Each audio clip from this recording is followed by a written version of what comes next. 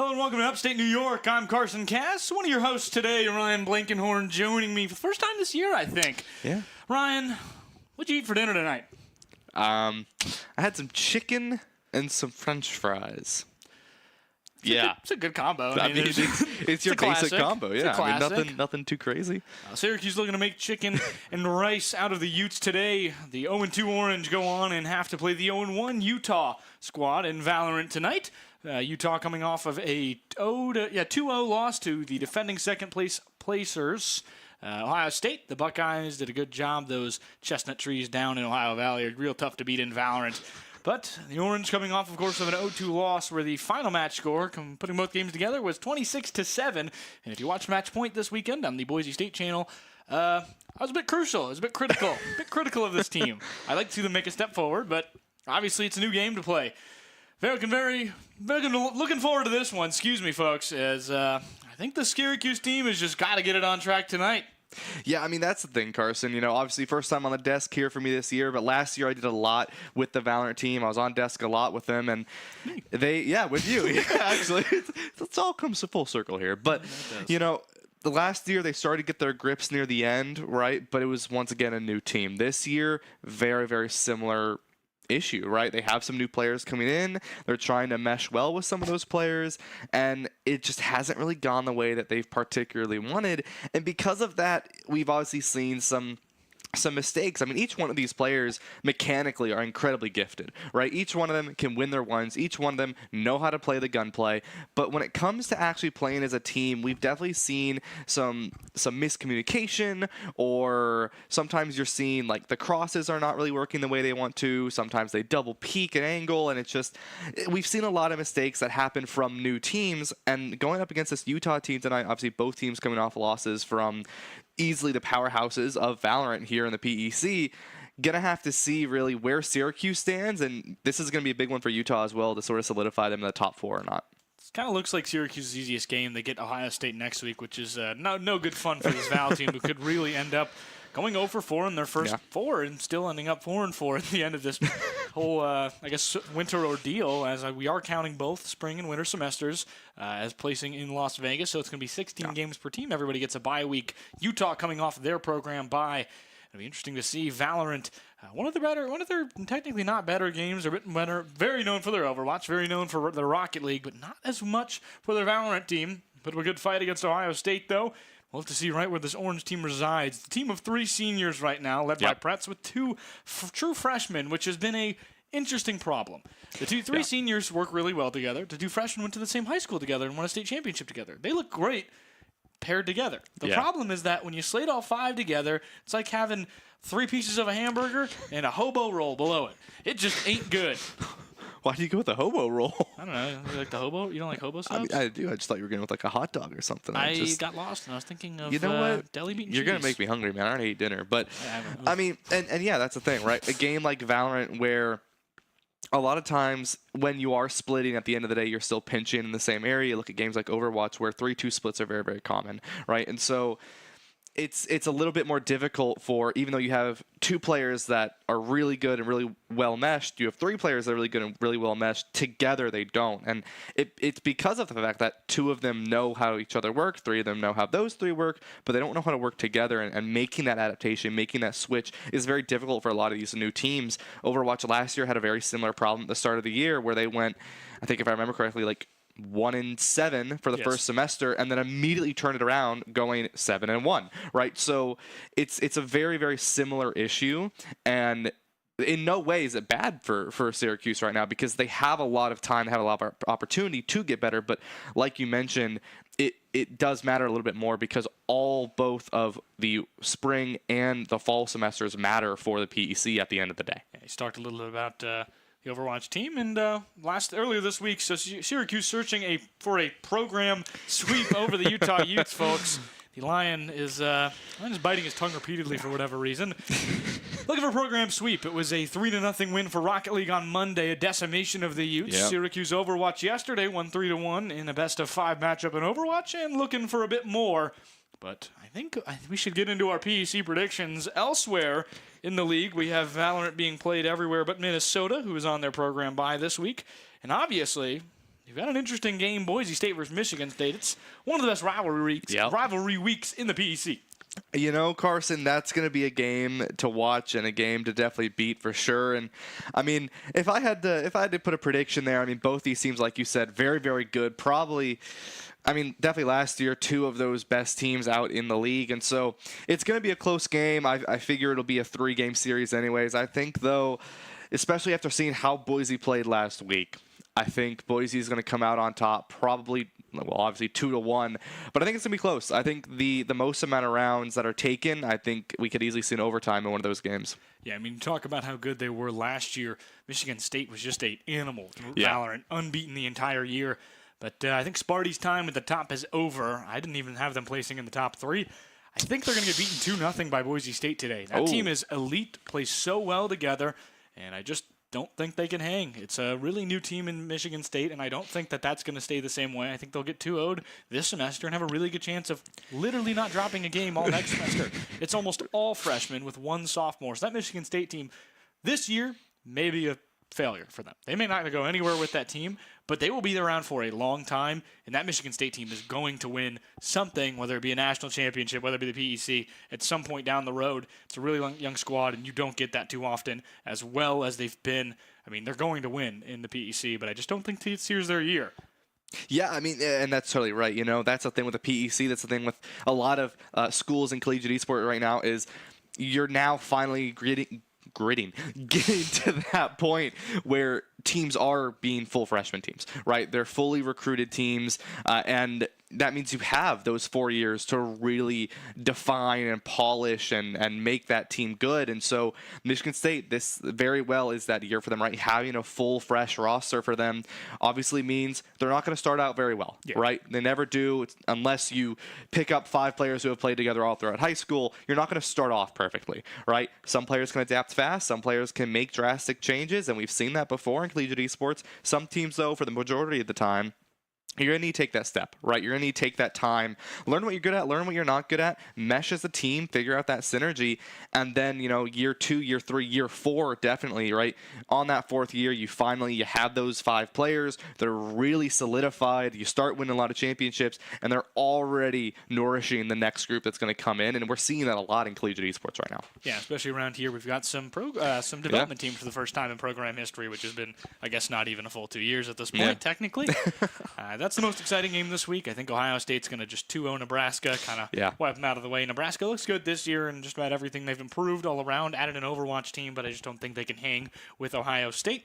They've got Hamburger, who has been a wrecking ball in terms of just generally playing Valorant. Yeah. And I guess I'm going to go with you for doing 2-0 the same way. Yeah, I mean, it's you know, Nebraska's that sort of school that they have definitely made a lot of improvements, but getting to that point, I mean, you have some of these other just powerhouses that came into the PEC last year. Still, a lot of them have returning players, right? If not, some of them have made a small adjustment to their team. You know, Syracuse's Overwatch team, very strong at the end of last year, made a couple adjustments, 3-0'd Boise State, which in the collegiate ranking is rank 11, and then 3-1 to Ohio, 3-1 to Utah, where they were ranked 15. I mean, a couple changes, and now that team is easily one of the best in collegiate. You look at Boise State, a lot of returning players, always going to be good. That school has always been good in collegiate esports. And Docs machine. Exactly, right? A lot of these schools have returning players. They have returning synergy. And so for Nebraska, a school that's really trying to get into that esports scene, they're finally developing some of that. And I'd say by the end of this year, start of next year, they're going to be a school to look out for. Yeah, I think that's kind of how I feel about it. Nebraska is just going to be a bit slower of a development than everyone else. Minnesota, I feel the same way. They're on a bye. Baylor beat Nebraska last week 2-0, and something I didn't really quite expect. A program that's really taken the scene by storm. They have some great players, and I think they're going to 2-1 Kansas tonight. Yeah, Baylor's an interesting one. I mean, across the board in Valorant, Rocket League, Overwatch, it's a very interesting school. They're going to be the dark horse this year, Carson. I mean, I've already predicted that at the start of the year. What is that? The Black Bear, some might say? There is no Black Bears in Waco, Texas, but there's also no Grizzly Bears, so I don't know how you know that. I mean, what do you think of Texas? You think of Grizzly Bears? No, I don't. I don't really think bears when I think Texas, though. I mean, we were loose from like Arlington Zoo. That has never happened. I just said Arlington Zoo. It's a lovely place. I just was there one time. Fair enough. But anyways, yes, Baylor, right? That school. I mean, they're new to the PC, just like Utah is, and they have always been very good at a lot of esports, but also they've had a lot of major fall-offs that a lot of people don't really give them, or a lot of people give them a lot of crap for. And so you have this Baylor school where sometimes you have them up here and other times they're not quite up there, right? And so Baylor is going to be that school to look out for this year, because they might come in and 2-0 at Michigan State, like 26-0, and then they're going to come back the next week and lose to Nebraska 0-2. Well, they didn't lose Nebraska last week. Well, I think that's where I'm feeling Kansas is at. Had a little bit of a tougher time technically with Nebraska. It's going to be one of the best games of the week. But Syracuse, Utah, I think will also be. I think the Orange are going to take them to 3. I think it's going to be a 3-1 and 2-1. Excuse me. That's a lot of Valorant there, Carson. That's too much Valorant. I think it's going to be a 2-1 for one reason, and I just think more time together. I think Syracuse is one of the best rosters on paper, which unfortunately you don't play the game on paper, and that's where we're 0-2 for a reason, unfortunately. But they have to find a way to put it together, and I think they are. They have time. They've been playing together. They've been practicing more. They just needed, I think, a little synergy. And with 3 seniors on the roster, it's sure to happen quicker than I think most people would realize. It's going to be all about how Drago and Monster adjust, how they play together, and particularly how Pretz handles the team, because you obviously know the captain has such a huge role to play in play calling, things like that, keeping mental in check, things that this Valorant squad has really struggled with. Yeah, and we've been talking about the team in general a little bit. Obviously, this match is going to be coming up here shortly. That first map going to be Haven, right? Staple of Valorant, been around for years. Syracuse has played it multiple times, right? Not their best map, right? Their best map being probably Ascent, I think most would be willing to say, including Pretz, right? So, Ascent will be played potentially tonight if we go to that 3-map series, but Haven, a map where honestly, this team needs to split. So we come back to the argument we were talking about earlier, where 3 of these players really good together, 2 of these players really good together, as 5 sort of still have that sort of miscommunication. And so those 5 players, when they're on a split, like on Haven, could honestly be really, really strong for them. Yeah, of course, they won 8 rounds in a row against Michigan State and ended up taking that game 1. Yeah. And it's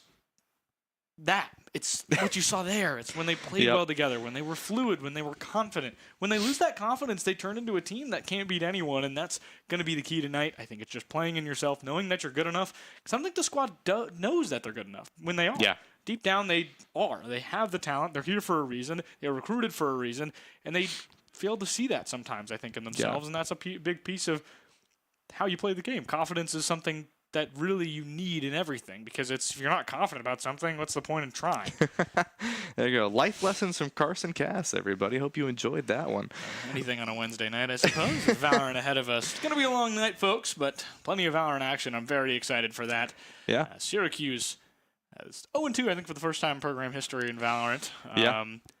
Beyond, I think, the varsity team, but really struggled last year in that first, really excelled last year, in that first half, and kind of fell apart that second half. But there's more to come for this Valorant team. They have plenty of time.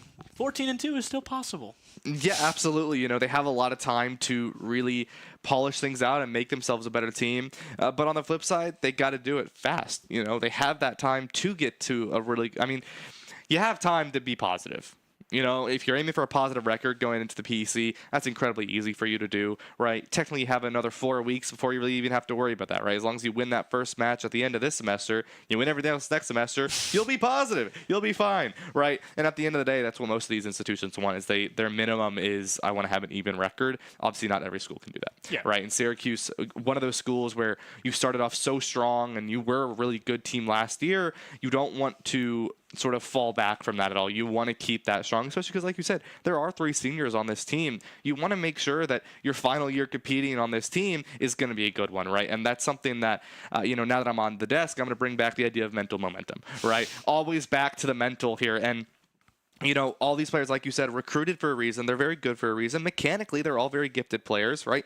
And so now it really does come down to, you're here for a reason, and you have to, in a sense, believe in yourself, right? You have to trust and have confidence in yourself when you're playing these matchups, and you can't, tense up or get upset with yourself when you make a mistake, because guess what? We all make mistakes, right? And so having that strength in your mind and in your mental the whole way through, 3 games of Valorant is a very long time. I mean, at minimum, that's going to be, 39 rounds? And that's if the other team wins 0, right? So you're looking at probably close to an average of 50 rounds if you're playing 3 games. That is a lot of Valorant. It's a lot about mental fortitude, and I think when you play one ranked game, it's a thing. You can stop, you can get up, you can go get a snack. Not here.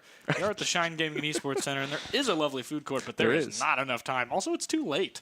Like, everything's closed. Yeah, it closes at like 8. Which makes sense. I mean, like, it's like, I mean, they need to go home. The people that are working, like, I think. But my chicken and fries. You got chicken and fries anyway. It was pretty late anyway. I did, yeah. You should buy it at 8. You wait till 9, right? Yeah, actually, that's. Maybe some pre-snack Smart planning. logic here from some pre-snack planning. Pre-snack planning. Yeah, I'm just gonna pull a bowl of chicken and fries eat and just. All right, on game 2 here, and this chicken's really good. Yeah, the rules and the spoon. It's technically not wrong. You could do that. There's nothing stopping you from getting grilled chicken bites and just shoveling away at them like you're digging just like a mine. Yeah. So it's a grilled chicken mine. All right, anyways, back to Valorant. So, one thing I do want to go ahead and mention is obviously Vito came out today. And so Vito, even though the character is out, will not be seen. 2-week grace period. 2-week grace period, so neither team will be playing them. I'm personally kind of glad about that. I looked at the character a little bit. There's a lot going on with him, and I think every team needs some time to figure out how that character works. A 2-week grace period is great because it just gives some time to be like, hey, if the other team plays this, like, are we going to be okay?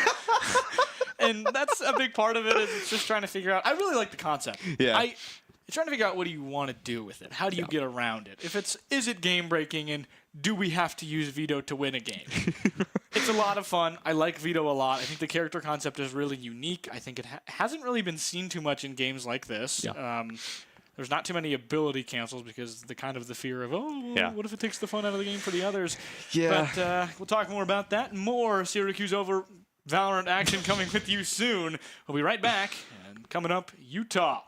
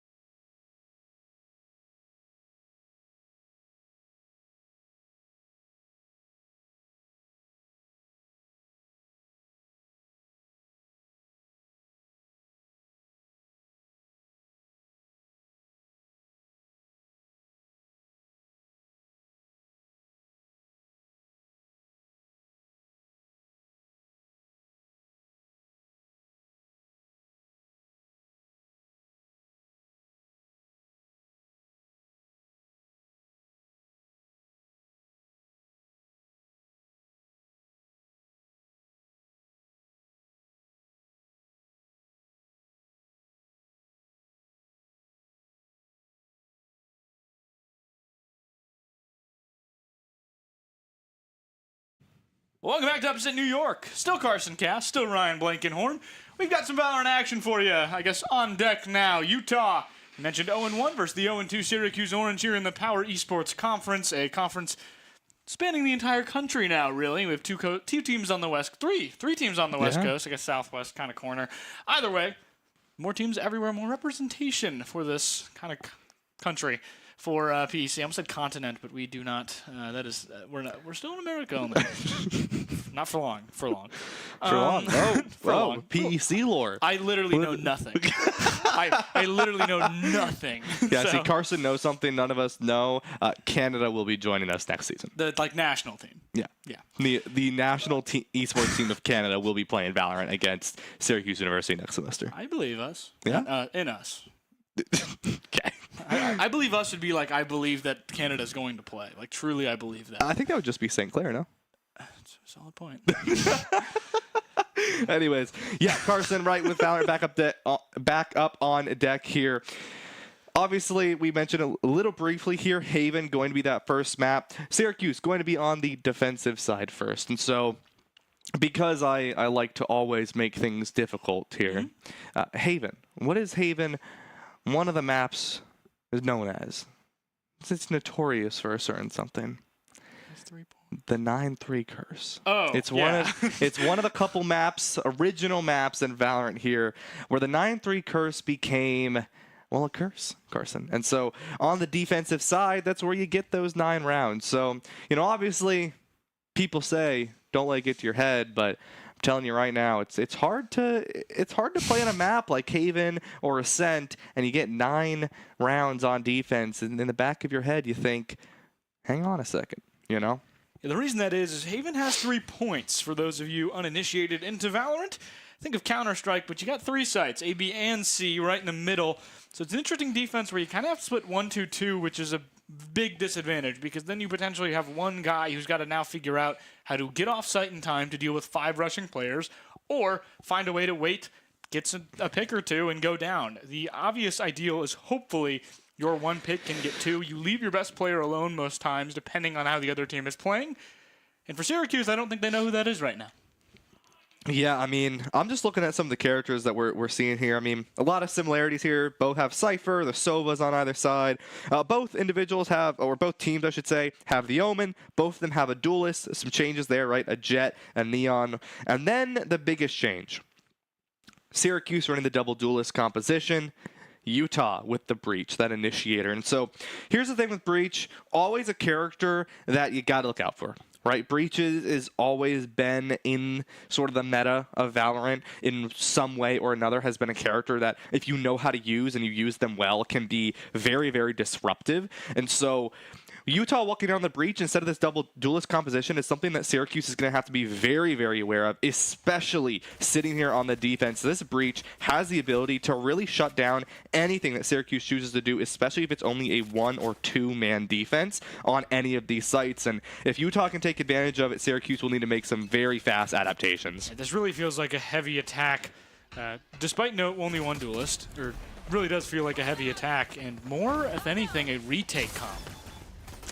One up front. Jono does not know there's one beyond the Cypher wall, expecting that they've gone the other way. But there's 3 behind. It's a flank. Superman gets 2.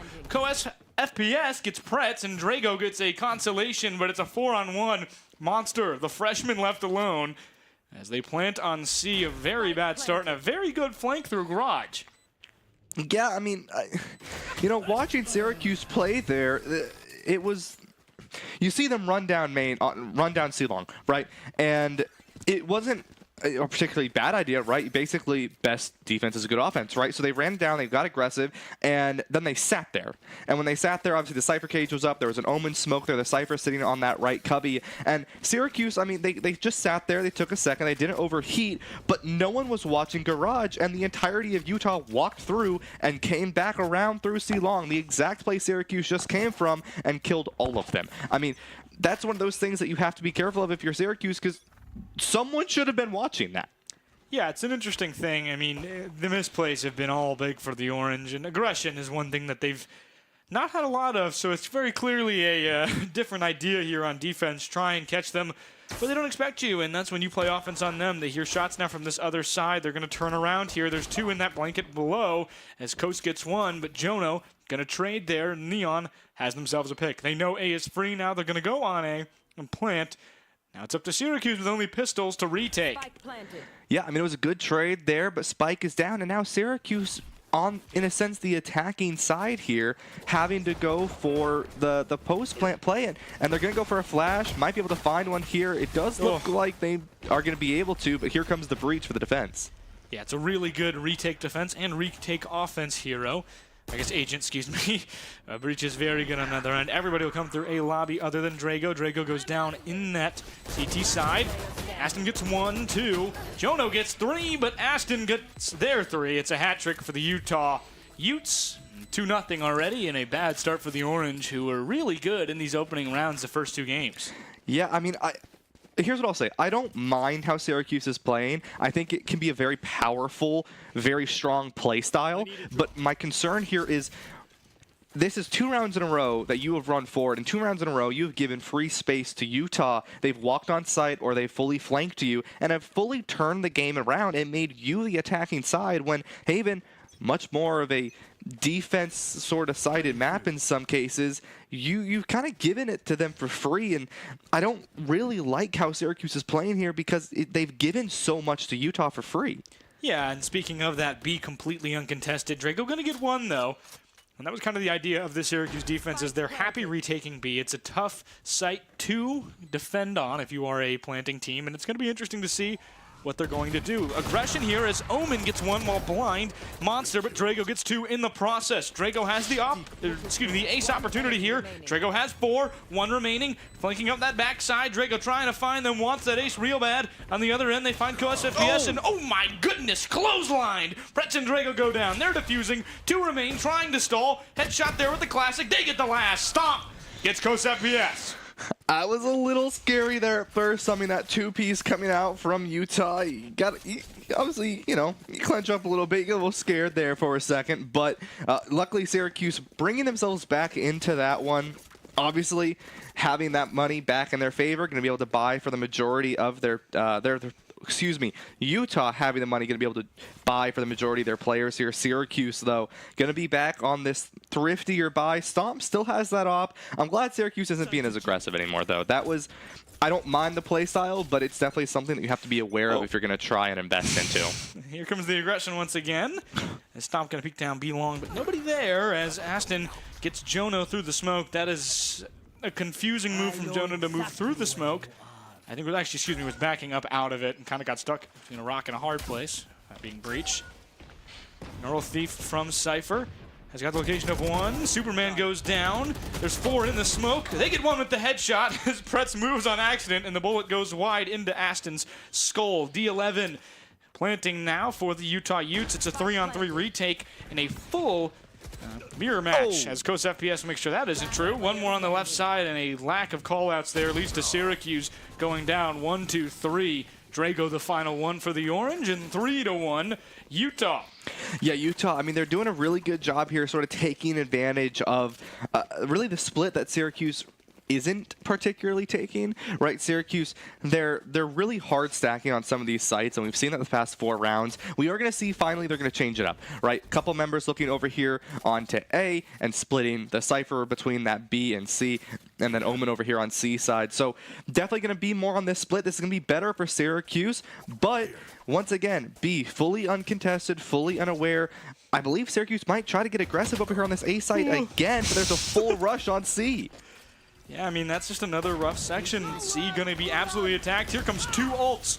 Superman goes down, or excuse me, Superman gets Drago, D11 gets Monster, and it's a 5-on-3 very quickly as the 2 Orange on site can't retreat, just go down. 5 and no damage right now for Utah. And, I mean, they just love the aggression. It's a good reply by Utah, who have been seeing them very aggressive all game, trying to match it and force them either into playing conservative or losing aggressively. Superman gets Jono through a wall. Pretz gets Superman. It's their first section there. Pretz moving forward with the recon drone, trying to find anything they can. Has a Vandal, one behind. Can't get rid of him just yet. Some light minor damage through the wall. And a jumping headshot with the classic, followed by getting knifed by Onstage. Highs and lows for Pretz right there. Yeah, it just a little unfortunate. That would also a little bit hits the mental a little bit when you get knifed in the back there. I mean, Syracuse, Utah is doing such a good job at taking advantage of the aggressive play coming out from Syracuse, and they're really just punishing everything that Syracuse is doing on their play. Utah is reading it and saying, fine, you want to play like that? We're fully going to throw ourselves forward on the complete opposite side, and we're going to make you play on the attacking side, fully flipping the map, fully changing the name of the game at the moment. And it's become very difficult for Syracuse to really find themselves back here. And already Stomp will find one, though, which is good. Be able to find a gun as well to bring this back in their favor. Syracuse down 4-1 to the Beehive State. They haven't gone B too many times here. It's the only one they've lost, actually. Onstage gets Jono and Monster. Pretz gets one with the ult. Stomp gets another. Stomp gets a third. Good stuff from the last one. And yeah, there goes Drago through a wall. Excuse me, I missed that. Superman goes down as Jet gets collateral. They didn't really see Jet going down there because they just shot wildly through a wall. Yeah, very good coming out from Syracuse and on a Thrifty. You love to see it, right? Very, very good. And that, once again, comes down to they know how to win their ones, right? On stage, clearly ready for a show, but not able to pull all 5 out of the bag there. And, you know, just because of that, it's because Syracuse knows how to take that mechanical fight. They know how to take those ones. We saw that there. But once again, Utah got onto site. No one defended it. They lost a couple people beforehand, and they weren't really able to win that confidently. And that comes back to the team play that we've discussed already here, Carson. So it's definitely something that Syracuse needs to be aware of. And you see some of the adjustments, but they're not quite getting to where they need to be. Yeah, and it's been a rough game for the freshman Monster, who's been one of the prodigies of this team. One of the better players, alone on A right now, 0-6. Not the start he'd hoped for, but still plenty of game to go. Has died in every round, eliminated in every round as Pretz sets up a recon, waiting to see if any information comes by on A, anything that they need to know. And as time dwindles to below 1, Syracuse still waiting on C. It's a good job not to rotate too early. Stomp and Jono looking for that ambush. They dodge flash, Jet into the smoke. They're waiting for the second. Breach goes down. Superman gets stopped in that left side. And 2. Pretz and Jono collect a pair as the brace remains. Just Sova and Cypher waiting in C-Long and Garage respectively. Drago heard one, doesn't know where they are. D11 creeping through the smoke. It's a pinch on Pretz and Jono, but Pretz and Jono win it. It's Koss and D11 who go down, and the Orange win 2 straight. There you go. And just like that, Syracuse rising again, bringing themselves back into the game, playing a lot more like we've seen them play before. A lot more defensive, a lot more like you typically see teams play like this, right? Like I said, I had no problem with that more experimental play those first couple rounds. Didn't work out. Syracuse not going to stick to it, though, right? They're going to go back to their roots, can go back to how you typically play this map. And just like that, now we're already seeing they're starting to come back, winning 2 rounds there, now only at a 1-round deficit, have the money, while Utah, for the first time in this series, is on a Thrifty round. Very traditional map. It's going to get rid of the garage door, and Jono just going to wait in garage.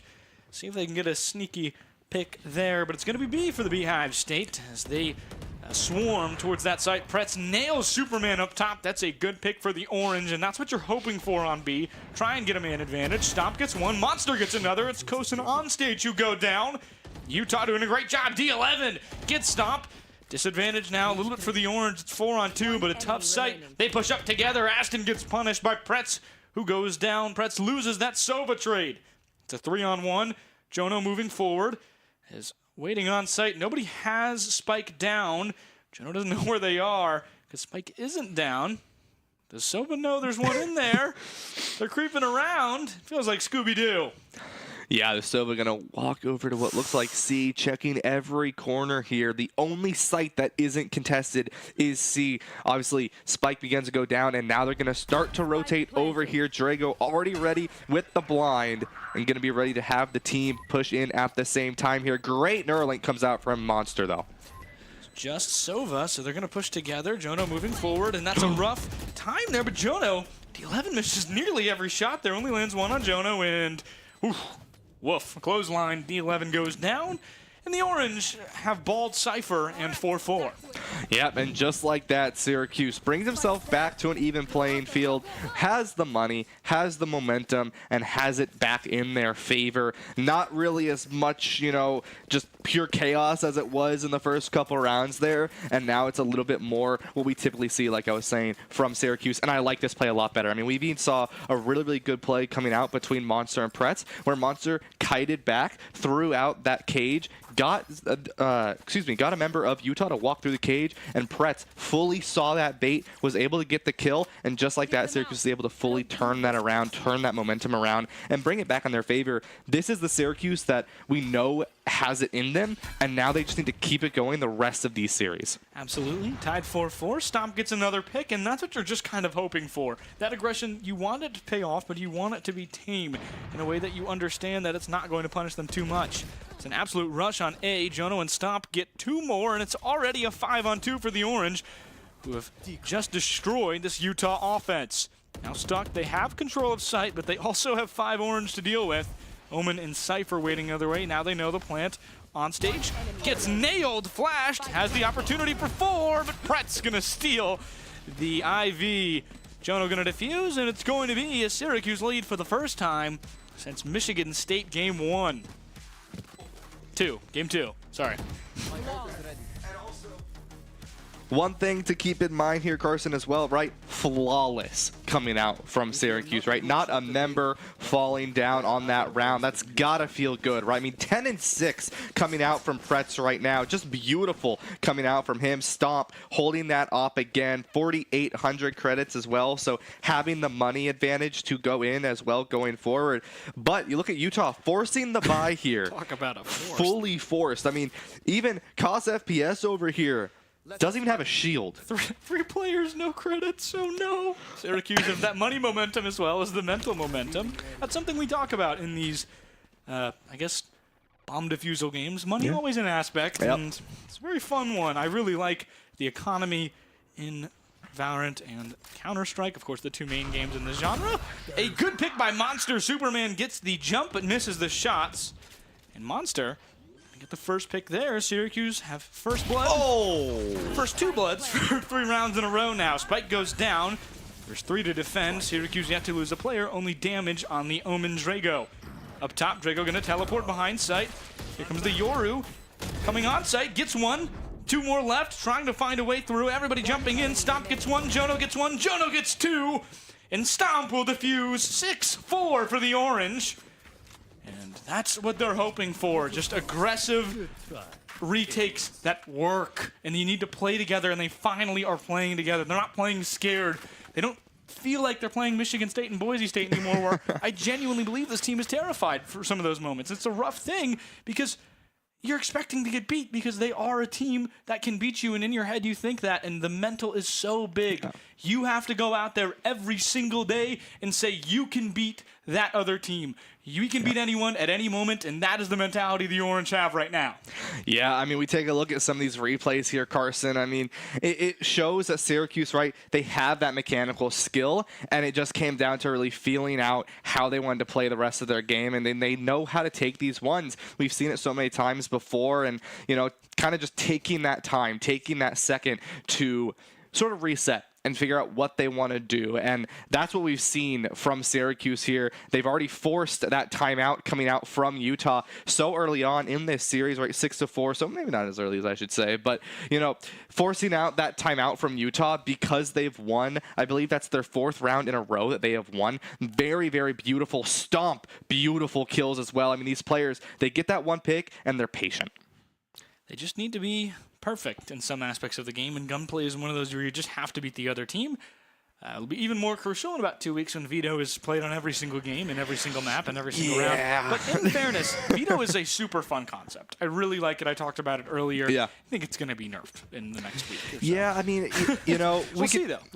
We could talk a little bit about Vito here, Carson. I mean, that character, it's a whole new element to the game. Oh. Little shoulder peek. And immediately runs away. Superman knows when Kryptonite's there. Stomp and Pretz get 3 in middle. Stomp gets another, and goodness me, that's just...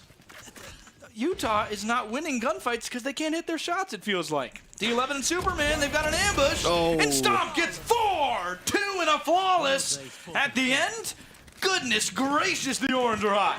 And this is what Syracuse needs to do, right? They needed to do this from the start, where they have that aggression, but knowing how to temper that aggression, knowing how to back on that aggression and use it when they have the advantage here. This is what you want to see from Syracuse. Stomp going to have that up again. Jono. What are they building in there?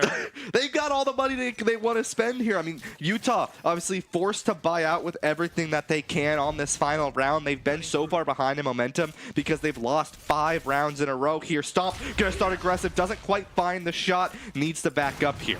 It's the fun part about yours, Kit. You are allowed to back off, and I don't know if they did enough damage there. Drago gonna teleport to middle. Syracuse, heavy adjustment.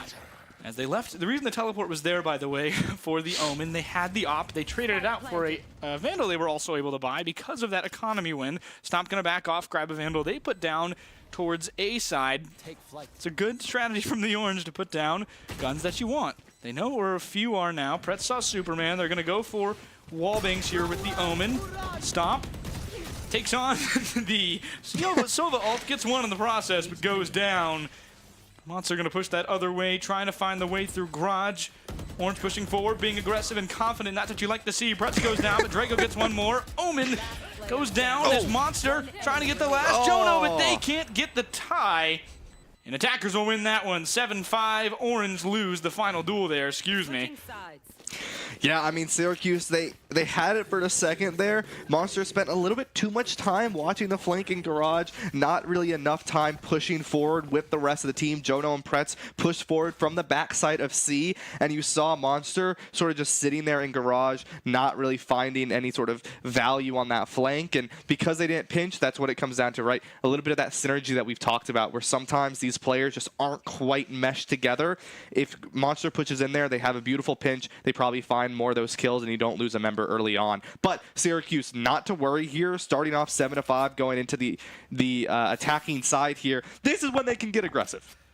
Yeah, so normally you're down 3-9 is the pretty typical score when you're going on offense, and Orange find themselves up 7-5. So I'd say about a 4-round swing is pretty good for the Orange. Yeah, just a little bit. Some aggression from that Syracuse side. They're going to push all together up C. Your Orange are in red right now, and ooh. Bad flash timing, but it got everybody. Stomp doesn't know there's one behind as they go down. Stomp figures that out, knows that there's one everywhere. Gets Cypher, Pretz gets another, and Superman gets one more. It's 3-2. Orange have man advantage as no longer Superman gets one with the Sheriff. They know there's one backside. Sheriff bullet nearly misses Stomp as D11 gets stopped. Monster pushing up. What do you got, young man? Oh, no. The freshman. What can he do? This is what his screen looks like. He's got the wide aspect, 4:3 ratio, trying a different way. Spike is down without being planted. Ooh. Yeah. Can't quite find it. That distance just isn't isn't enough. Isn't enough, yeah. Isn't enough. I mean, and Syracuse started off strong there, and once again, right, like we were talking about earlier, is knowing when to temper that aggression, knowing when to take a step back, knowing when to sort of stabilize yourself as a team, and we didn't really see that from Syracuse. They just kept pushing, kept pushing, kept pushing, kept pushing. We saw 4 different occasions where someone was reloading in a gunfight. Sometimes it was Syracuse, sometimes it was Utah. Now, obviously, Utah 6, Syracuse 7 here going into this next round. Syracuse wants to keep this lead. They want to make it 8-6, not really give them another score here on this current attack. And Syracuse looking like they might push all the way down on C, potentially push through B Garage here to seeing what they can really find. But Utah, I love this split from them. They are really, really safe in how they want to play this, and they're not really getting aggressive, which Syracuse is kind of hoping they will do. And I mean, you're kind of actually seeing that. They kind of looking towards Garage. They're trying to find something to do. Pretz accidentally hotkeys the ghost, turns it off. It's just how customs work, unfortunately. Recon off the wall. It's going to get no bounce. Flash coming out, and the Orange are going to push heavy A site. Big adjustment from Utah. They're all trying to meet them there. Breach flash. They're going to push right into the smoke, it looks like. Jono going to run back off. Maybe not, as that is the entire team hit by the breach. Surprisingly, nobody goes down until after Utah gets 4. It's Superman on stage, Aston, and on stage a second time. They're taking turns, jumping, shooting gallery, and monster clothesline by on stage for 3 is the Utes have tied it. Yeah, and that's what I was scared of, right? We haven't really talked much about that breach since the start, but this is where the breach is going to shine, right? On that attacking side, obviously breach and initiator, you would think, all right, you initiate the fight, you help get on the attacking side. Yet no, that's not how breach works. Breach is just a disgusting initiator on the defensive side, and we just saw that. I mean, a 4-man stun coming out from Aston there, and it's one of the things you have to be careful of when you're going up against this breach is if you are walking down one of those chokes and you are not aware of where that breach is, you are going to get hit with a stun, you're going to get hit with a blind, and you are going to lose that fight going forward. As Stomp gets 1, Superman too aggressive with the op, nails him in the arm, not enough to get Stomp.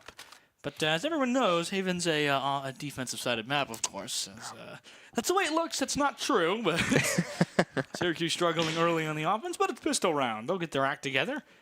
As with full guns, it's a fully different story. 7-7 tie as we enter round 3 of the second half. Syracuse looking to try and find their first win against another winless squad in Utah. If you're just tuning in, first game of the series, orange and red, green is your Utes. On stage gets 1. It's a Utah first blood for the first time, or excuse me, like it has been the last 5 rounds. Drago gonna smoke as they get smoked at the same time in the same angle. Drago another smoke out. Yep. Neon gonna throw it. Teleporting back is Monster. As Aston gonna get Jono with util. That's rough. That's the wall bang.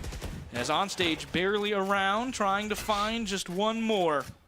Yeah, I mean, that's what I was telling you, Carson. This breach is just so oppressive on this defensive side. Getting 1, stunning 2 more, and now 25 seconds left. Syracuse needs to make something happen, but 2 of them sitting there really with no HP. 4 members, 1 up for Utah here. 18 seconds. Syracuse may just go for a save, honestly, here, because, yep, gonna look for a save. They're not gonna push this any forward, and I like that. It's not a terrible shout at all. You want to keep economy your way, and it just gives you basically another round 3, but on round 4 down 1. The Orange are fine with taking that. They don't really want to find themselves in a situation where they're going to just automatically lose, and here comes the extreme aggression. They're going to run into each other, and somehow everyone lives. Knife fight in a phone booth, and nobody got stabbed. Everyone started shooting bullets. There was judge, there was jury, but there was no executioner on anyone dying there. And that's, if you're Syracuse, that's what you were looking for. No one died. And obviously, as you see, right, 3 members going to have the economy to go forward. Stomp and Jono not going to be able to, but that's okay, right? That's what you kind of expected going into this round. You're going to have a couple of members back, but with Syracuse, been doing a really good job on the thrifty buys here. So for Syracuse, going to look for it if they can, but double initiator util will go out from the side of Utah, knowing Syracuse is here. Syracuse not going to back down, though. Looks like they're going to actually invest onto this A site here. They know that both initiators are over here. This could be risky if they can't get an early pick, as Monster's going to look to find one. Aston right there, but Drago and Monster, the 2 freshmen, get them as they draw first blood. And the second, D11 and Aston go down. A good start for Syracuse, who get 2 picks as they back up off of A. Not really what I would expect them to do here. We've got 2 picks in the same site. They're going to back up, and I understand it. It's actually a totally reasonable strategy. It's just this Orange team hasn't played like that. They try and take the opportunities when they have them. And I think this time they're a little bit more confident that they can play around it. It's going to be 1 defender at each site. Stomp trying to find one. Guardian is a 1-tap to the head. They're going to back off here. Make some noise at A. Force Cypher to rotate. Maybe give Jet a second thought, who's watching long, I believe, with an operator. Yeah, I mean, I like what Stomp was doing. I like the noise over at A. And what about the Valorant timing was that? They're going to get C-Site for free, Carson. It's like a C9 if it was in Valorant. Stomp going to get right on site. Jet hears it and is like, oh, no, are you kidding me? Spike going to go down. It's a real rough situation for the Utes. Up 8, 7, 8. 15 seconds. Orange get plant down. It's going to be a 5-on-3 retake. What does Utah have after they give up site for free on what was poor timing only? Real rough one there. Yeah, I mean, if I was that Jet, I'm beating myself up right now if that was me in game. That is just criminal to have to go up against. And now they have to go with this retake here. And Carson, they're down 2 members. Triple wall. They have no health really on that side. Jono, there's one back. Coach gets Stomp up top, trying to even it. Jono just waiting on the ambush. It's still a 3-2 advantage. Pretz got one before they went down to on stage. Drago from behind gets one. Good golly, Miss Molly Jet, the only one gonna save. Yeah, I mean, and as you should with an operator, right? You should not invest onto that. But Drago getting greedy, looking for them, about to peek the corner. Here it goes! Oh, no! Oh, that's a little unfortunate because Syracuse is not in the right financial space to do that at the moment. Hey, round 1, 8-8. 0-0 ball game. You just have to win 5 rounds instead of 13. Yeah, you just have to win 5 rounds, and then another 13. Yeah, and then another 13. So 18 rounds to go. Yeah, you got that. You got that, Carson. You got your popcorn and maybe a Monster Energy by you right now. It's going to be a long night, as it always is here on Valorant, and I wouldn't have it any other way. Love this game, and I love the competition it brings. I mean, it's just such a fun one.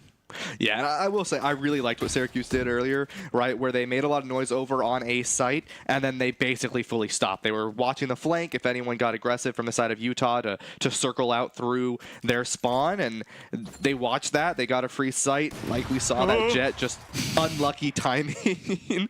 And they were able to get C-Site for free, and Syracuse, a very, very well-done retake and post-plant situation from them as they're going to be able to push through Garage. I don't think anybody's going to like what's happened when the smoke dissipates here. Stop right there. They run into Aston, and Aston loses the head-on collision right there between 2 players.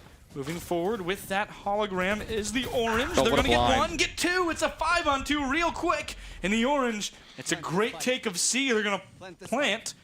Potentially, as they know they're going to wait. They found 1, so they're just going to throw it down and wait a moment before they plant in that back left site of C. Not too often you see plant there, but the Orange are trying new things out, it seems. I'm curious to see if... Oh, no way. That's okay. That's rough for Stomp. That's twice now. Hey guys, he can make sure he's not there, and then he gets clothesline. That's real rough. That's really rough. Yeah, you know, I mean, you're in those situations. Superman, I never miss, you know, with the operator, and yeah, it just got their one. But that's, I mean, both teams here. Syracuse a little bit better in terms of the money momentum at the moment because they did have a couple players saved from last round. Utah here forcing the bye. Couple of them on this sort of thriftier round here. Here's the thing with this breach, comes back to it once more, is they have to be aware. Just as Syracuse needs to be aware here, there's a solo Cypher. Pretz is going to spot them and be able to, does not see anyone else. Syracuse might choose to get aggressive here, but now Utah might look to rotate over. But look at how aggressive the Sova is over from the side of Utah. Might be able to look through spawn.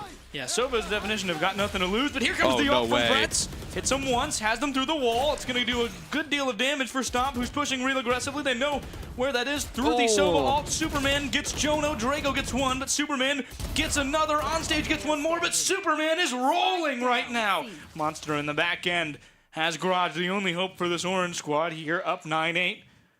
Sees 1, trying to find it, gets a headshot. Wow. Superman goes down, and that's a 1-on-2. As this is what we're seeing their perspective. Obviously, nobody through the wall. Gonna peek onto C. Spike is still there. Gonna be 2 defenders waiting. Sees 1, gets hit. Not down, though. Oh, no. Oh, no, knife. No. Oh, not a knife. Okay.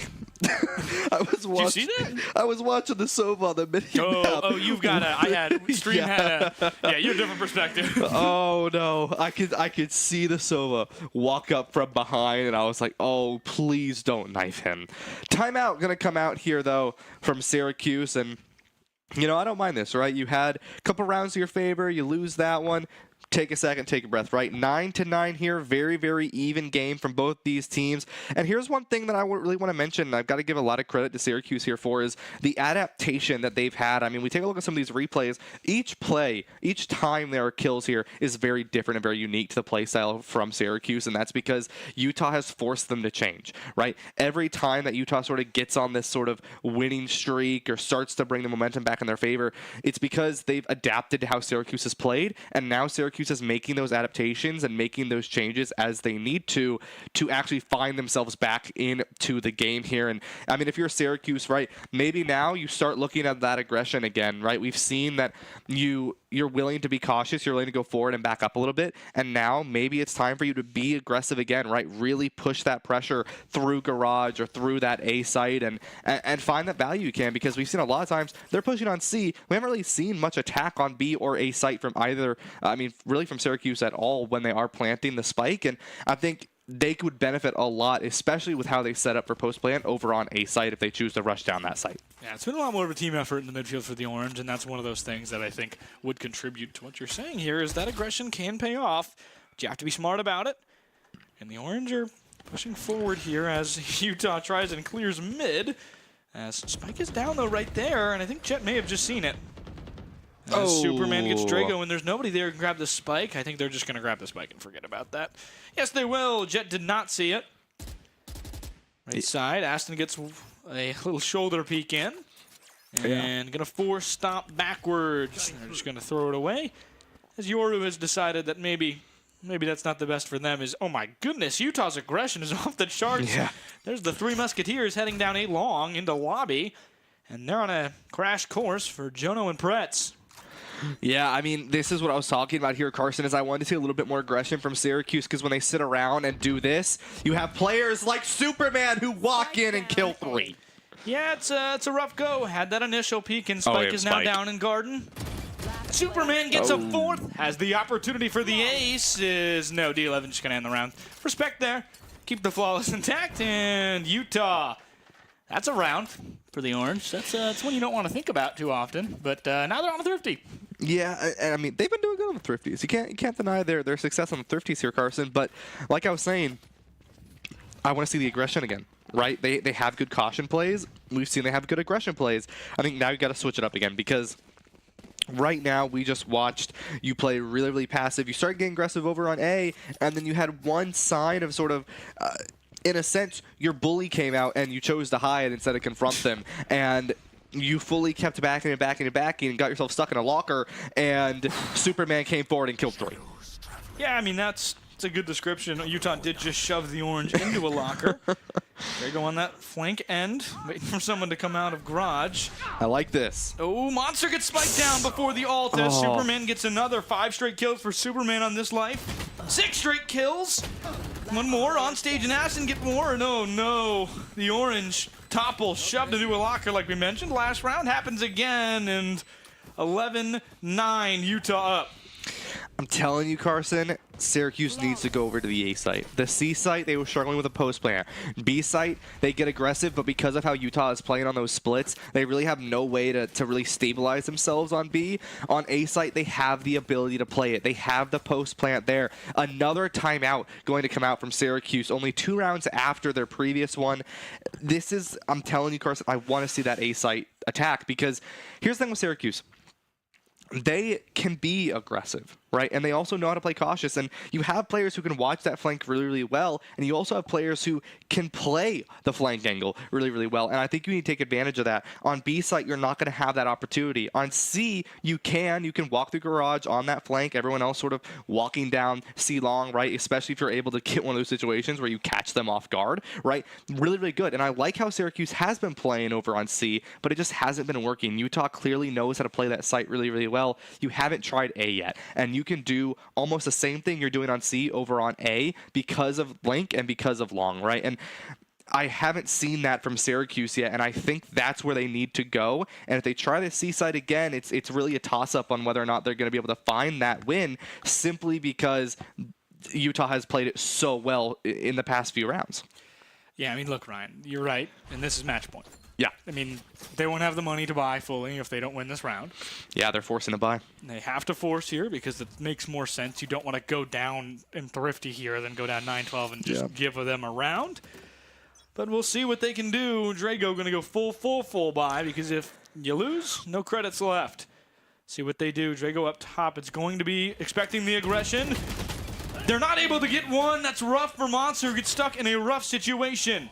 Pret's going to watch. Superman looking for ones, and what are they doing? They're aggressive. That's 3 in a row for the Orange. Trying to find one more. D11 up top. Pretz with a great flick.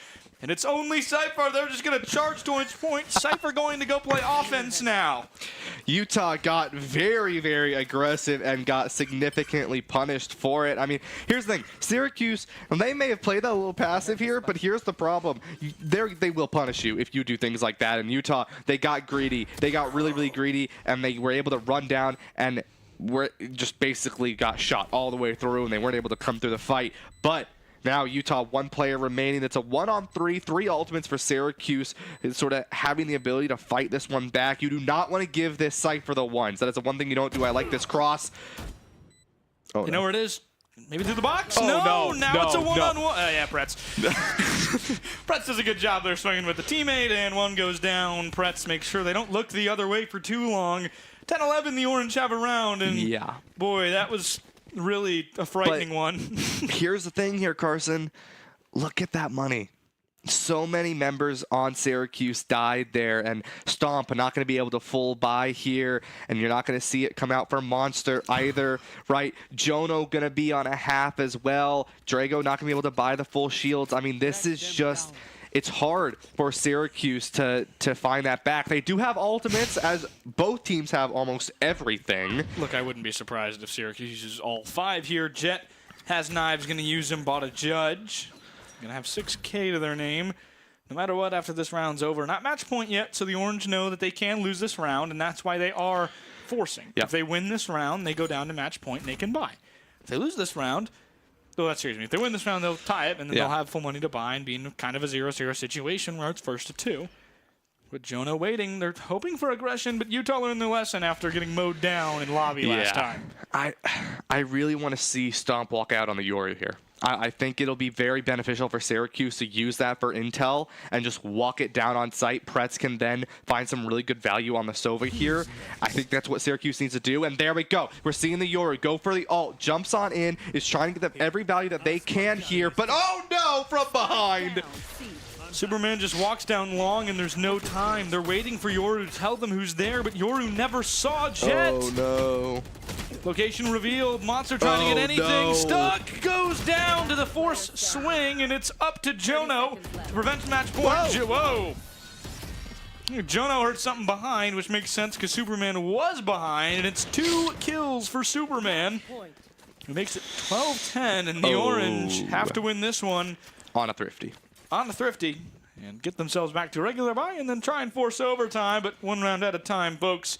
Orange down 12-10 to the Utah Utes. Yeah, and I mean, this is, if you're Syracuse, you're a little nervous here, right? Because now you don't really, the only thing you really have for a forward engage here is Neon, right? Jono could look for something here, but you have a full-on Breach ultimate that can shut down any site on Haven. It covers the whole site as well as most of the choke and the flank angles from it as well. And so if you're Utah, all you have to do is not get greedy. If you sit and you let Syracuse take this site, you're going to be in a really good spot, and Syracuse needs to be aware of that. But if they push down A, I think this is where they need to go. Utah has not defended A once against a Syracuse team because it hasn't happened yet, and I think this could be their moment to really take it in and bring themselves back up here. Orange got 1 at A earlier, yet to play post-plant, and Pretz was saved what was almost a 4-1 clutch for Utah. Location revealed for Jono. They know they're coming A. It's going to be 3 rotating over and a 4-on-5. Try and take of that side. Oh, good shock dart. Stop down to 62. Looking the wrong way. Maybe through the smoke. Utah gets 1. It's Superman, who's just been lights out all game. Oh, D11. No. Here comes that ult from Breach. They have to ult here. Everyone has to just hit X's. No more. Monster goes down, and Yoru can do nothing. It's a flawless, barely any health lost for the Utah Utes. And they're on top 1-0, folks. Obviously no graphics tonight. We apologize for that, but that is game 1 over on Haven. Yeah, I mean, that's what I was talking about, right? You had to really push forward there and force out that breach coming out from Ashton, and it's because the second you get on site, doesn't matter what site you're on Haven, Breach shuts it down. I mean, but look at some of this. I mean, you have Stomp and Pretz up here, right? 2018, 18, 15. Superman living up to the name here, 26 and 14. But then you have some of the other members of Syracuse, right? Just down there a little bit further on the leaderboard. And it shows that those ones, even though they were there as a team, Utah just had it better overall. So if you're looking at what average combat score is, Superman just put up LeBron 40 points. That's the only real way I can describe it. With LeBron in the news lately with the second decision ad, which was pretty funny, how that Twitter whole reaction thing. But stop and prets were so good. It just, Utah had Superman. Superman on MVP watch. By a lot of writers in this Valorant scene for the PEC. Go check out the website, pec.edge.leagueos.gg. That's pec.edge.leagueos, all lowercase, .gg. Fancy. There you go. I mean, it's just Superman, one of those players that really, when you give them an inch, they're going to take a mile. And that's what we just saw. I mean, it was Syracuse had so many opportunities to really bring that back, and there were some really good hero plays coming out from players, especially like Pretz and Jono, but at the end of the day, it came down to some of those misplays. Utah is a team that they are good enough that they're going to punish Syracuse for not playing as a team. Now, on the flip side, we also saw Utah do some not so, great things, and Syracuse punished them immediately in return as well, right? I mean, they got really aggressive, they got really greedy, and Syracuse said, nope, we're not going to let you do that. Stop right there, which was good, because I think if Syracuse ended up going 12-9 there, their mentals would have been shot. And so, I mean, that's hard to come back from when you just have a team run you down and win like that. So I'm glad Syracuse is able to win that, but now you have to worry about sort of where that leads to, right? You were really close. You put a lot of effort in, but Utah is going to take advantage of those small mistakes when you are a team. And at the end of the day, that's what we saw from Syracuse. And going into Ascent when we come back, that is going to be the biggest deciding factor on how Syracuse can go, because Ascent is their best map. Syracuse or lose Abyss. I'm sorry. I mixed the two maps. You need to win Ascent to get, or you need to win Abyss to get to Ascent. Yes. 13-10 loss for Syracuse in Game 1, down 1-0 to the 0-1 Utah Utes. Syracuse themselves 0-2. We'll be right back in just a moment with more Valorant action here on Syracuse Esports.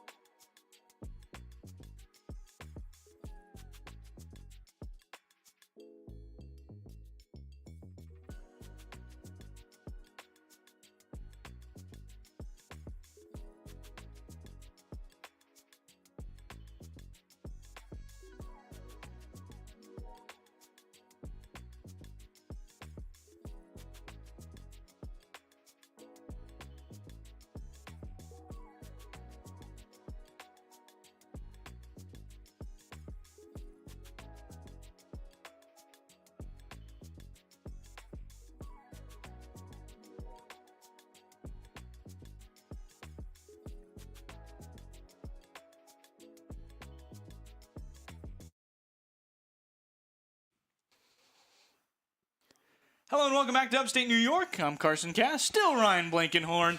And the Orange are down 0-1 to the 0-1 Utah Utes. We saw a 13-10 win for the Beehive State players, and it's been a rough one for the Orange. Yeah. Heartbreaker in game one. Yeah, I mean, we talked about a little bit beforehand, Carson, right before the break is, Syracuse, they had a lot of really good moments there, and then they just barely fell short of some of those wins, and at some point had really high momentum, really high ability to win those rounds, and did so, and then immediately lost all that momentum, right? And so it comes down to Syracuse being consistent, and I hate to say it, that was the biggest issue last year with all of the teams, right? Is consistency in a lot of our teams just wasn't really there. And this year, some of them have gotten better, some of them still sort of struggling with that kind of concept. And this is definitely one of those situations again, right? With this Valorant team, they have newer players, so consistency is harder to sort of keep up the whole way through. And now you're sort of requiring Syracuse, right? You said 2-1, right? Now Syracuse sort of attempting, if you will, the reverse sweep, right, of a 3-game series. And they need to stay consistent and stay mentally solid the whole way through. And if they're going to be as close as these, we're looking at another, that was 23 rounds in that first game, right? You're looking at another potentially 46 just before the end of the series. And if you're Syracuse or even Utah, you've got to stay locked in, and that's a difficult ask. Yeah, and it's just tough. And I think the biggest thing you see, and of course we talk about trying to play together, trying to stay consistent. The biggest problems you see, you don't have problems when there's a team full of seniors. You don't have problems when there's a team full of freshmen. The biggest problem is the 2-year gap. When you've got a bunch of freshmen or a few freshmen playing with full seniors. Yeah. They're expected a lot of. They feel like they're the odd ones out. They know they're the odd ones out. Yeah. When you're playing with all seniors, it's, hey, these are my guys. They've been here the last 3 years. If you're playing with all freshmen, it's like, we don't know what we're doing. We're going to go win. Like, it's just, it's a weird state the Orange are in right now. You look at it with majority of every single person on the Overwatch team is an upperclassman. Yeah.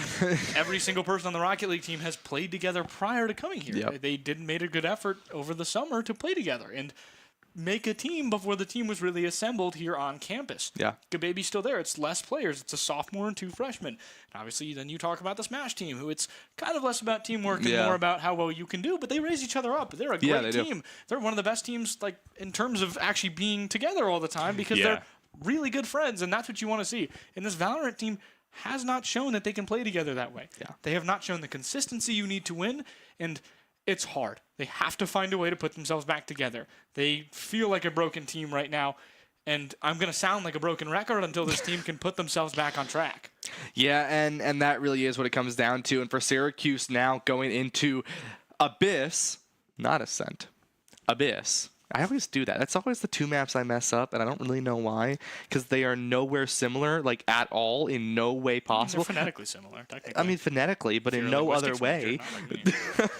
But going to Abyss, a map that we have seen success from Syracuse before, and we're going to see if they can do it again here. I'm curious to see what Utah's going to walk out on. Obviously, walking on that breach showed some value, a little bit more unique. Syracuse going to look for something probably a little bit more typical to how they play. I'm curious to see what Utah is going to do, or if we're going to see a mirror, right? That is fully possible from both teams.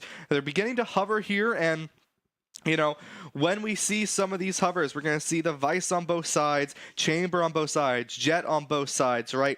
Pretz potentially going to be on that Omen here. The Astra instead of the Omen here are going to be a little bit different here. Jono now hovering over the Jet. The Yoru here as well. So Syracuse probably going back to that double duelist idea once more here. So looking for Initiator, and Pretz on to the Sova likely will be what Syracuse sticks to here.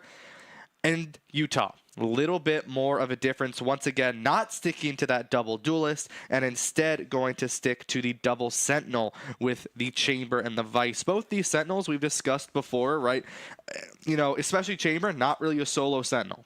Right? One of those sentinels that you typically run with one other. Vice, one of those characters that has been argued. Can you be solo? Can you not be solo? And running double here, we saw that similar, right? Utah, clearly not a team that is going to run double duelist. That is going to be Syracuse for probably the rest of the semester. And it gives you the ability, as we've talked before, these players mechanically very, very gifted. It gives you the ability to actually take those ones and take those fights and be a duelist. But you really sacrifice a lot of the potential that you have as a team when you don't run something like a double initiator or a double sentinel, like we're going to see from Utah. Utah where this double sentinel could be very, very dirty coming out from them. Yeah, I mean, as a Midwestern man, I love to see the fundamentals, and that's what that is to me. It is a understanding of how the game is played. Abilities are extremely important, and what Utah is trying to do is take control of the game in every facet of it. They know they can win the gunplay because they have confidence. What they want is control. They want to find the way to make the other team they're playing as uneasy as possible into those gunfights. I will expect this team to play veto no matter what. I will expect every team to play veto no matter what. But Utah is going to be one of those teams that thrives with it. If it's right into what they play. And, I mean, they're a team to watch out for. I didn't really expect them to make the most noise out of the 3 new teams. You talked about Baylor probably towards the bottom. I know I've seen Utah. Superman looks great. But I just think Minnesota has that kind of better edge. They have 2 players who could win MVP right now, kind of all together. The Golden Gophers doing a really good job. And we're going to take a little bit longer here to jump into game. Pretz's game, unfortunately, crashed. He's the captain. It's Valorant server software. It's no different from everyone else's. It happens. But, I mean, we did get a quick little tease of what we were going to see. And this is going to be interesting because Vice is a character that is very punishing. But only, in my opinion, right, the way the character works is, as a Sentinel, very good, right? But typically you use Vice if you are looking to punish out the enemy team. Syracuse wasn't really making any, like, aggressive issues in terms of punishment. Obviously, we saw a couple of those in the first few rounds. They immediately said, all right, never mind, let's change that up. They fixed it, and then things got better. But you don't typically see a player specifically on Syracuse to get too aggressive and be punished for it. Vice is a character where getting aggressive, you will be punished, right? So I'm a little curious to see how Utah is going to play this because, you know, we haven't really seen many individual aggressive plays coming out from Syracuse, and so this Vice is going to be a little bit more sort of city, I guess is a way to put it, right? They just kind of have to sit there and do nothing, waiting, and so seeing what's actually going to happen between that sort of Sentinel engagement on Utah. Syracuse obviously keeping that Vice as well here, but that's a little bit more predicted, right? I mean, Utah really liked going on those single-man flanks, and we did see that a lot, and so this punishment is going to be really good, but it will be the solo Sentinel, so you don't really have the freedom that Utah is going to be able to have with this Vice and or Chamber, where they're going to be able to sort of wander around the map and do whatever they want. Yeah, Chamber is a Sentinel, but it's a different kind of Sentinel. It's a veto. It's, I mean, yes, in a way. Is veto immune to Chamber's ult? I don't even want to think about that right now. I don't even want to think about that right now. We'll find out in 2 weeks, folks, whether you like it or not. Oh, no, Carson.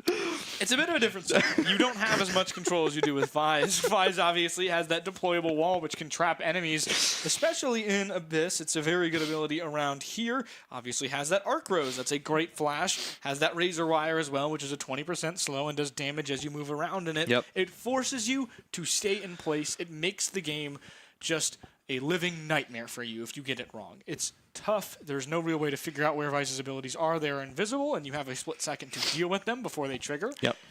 And Vice is extremely good when the abilities are used right. And obviously that ult gets rid of primaries. We talk about Vito as a character as unique as this hasn't happened before. But a lot of Sentinels in this game is all about shutting down other people's options. And that's what Vise is all about. I like Vise a lot. I think Vise is underplayed on other maps. Absolutely. Probably because of the way the wall works. Yeah. That's kind of why the kid is not there as well as used as much. But I think it's a really fun character. And I think Syracuse has done a great job. Monster was amazing with Vise earlier this season. We'll see if they can recover from what was a rough game last time around against Utah. Yeah. Vice is a character, and most Sentinels are, where it's like your only job is basically saying, kneel peasants, you know? It's like you can't do anything else because the Sentinels just lock down the sites and basically say, no, I own this site, don't even come anywhere near it. And that's something that Vice is very strong in doing because they can literally just put down a wall, and just like that, gonna put down Superman will be stomp. Played Abyss against Michigan State earlier in the season. That was a close 13-9 loss for the Orange in Game 2 of the first series of the season. That's a good pick for the Orange at mid, as everybody kind of waiting around. B has Chamber on it. Chamber in a Chamber-like spot. Has that revolver, of course. They're going to move forward as a team. They know now going to rotate some damage over on Chamber. The arm moving forward. They're trying to push forward. Here comes the pistol chaos. That's what we're talking about. Razor wire. Jono not going to move until they have to as Aston gets stomped through the smoke. That's a good job. Jumping up is their Sova. One more. Vise goes down. Same with Pretz getting Coast. Excuse me. Yes, Monster getting Coast in the other end. Apologies. Drago planting. Spike down is on stage. Gets Jono from the top rope. And once again, through the wall, Monster from below. Yeah, very, very good job coming out from Syracuse here, and they're able to find those kills, and they played it really well into that Vice. D11 being the only member alive for the side of Utah, going to walk directly into Drago's crosshair and will be shot down. And Syracuse, a great way to start winning that pistol round, but we know these two teams are going to be close. We know these two teams are going to sort of battle it out back and forth consistently here. So seeing if Syracuse can stay on the consistency, can stay as a team going into this Vice, going into this double Sentinel, and holding themselves alive here, because especially if on these sites here on Abyss here, I mean, Chamber and Vice are very, very strong characters in just holding you in a spot. I mean, Vice, you move, you take damage, right? Chamber slows you. So you have to be careful, because if you get caught by either one of those, basically your team has to play Protect the President and take that fight accordingly, because there really is no way for you to win that one if you get hit. That's a really good job from their Vise, and you mentioned it. They did it last pistol round. It kind of forced Jet out of the equation for a few moments, which allowed them to get 2 picks. But they weren't able to put it together. Monster goes down on the other end, waiting on B. As Superman gets that Sheriff. They're going to move forward, though, and use Monster as kind of a martyr for a push on A. Stomp going to get one even in terms of players. One waiting in the smoke. And the Stinger can't get anybody, doesn't touch anybody. Drago goes down to onstage. One through the smoke. It's Pretz. They're fighting right there, but Superman ready as the smoke goes down. 3 kills for Superman. Trying to fight Jono, the last one remaining. Fakes a plant as there's 2 waiting in agency. Trying to get one more here. Jono don't want to leave this game tied, but it might be the only option. Sheriff, they're waiting for the top, but nobody's up there as Superman continues what, I mean, it's in the name, isn't it? A hero performance.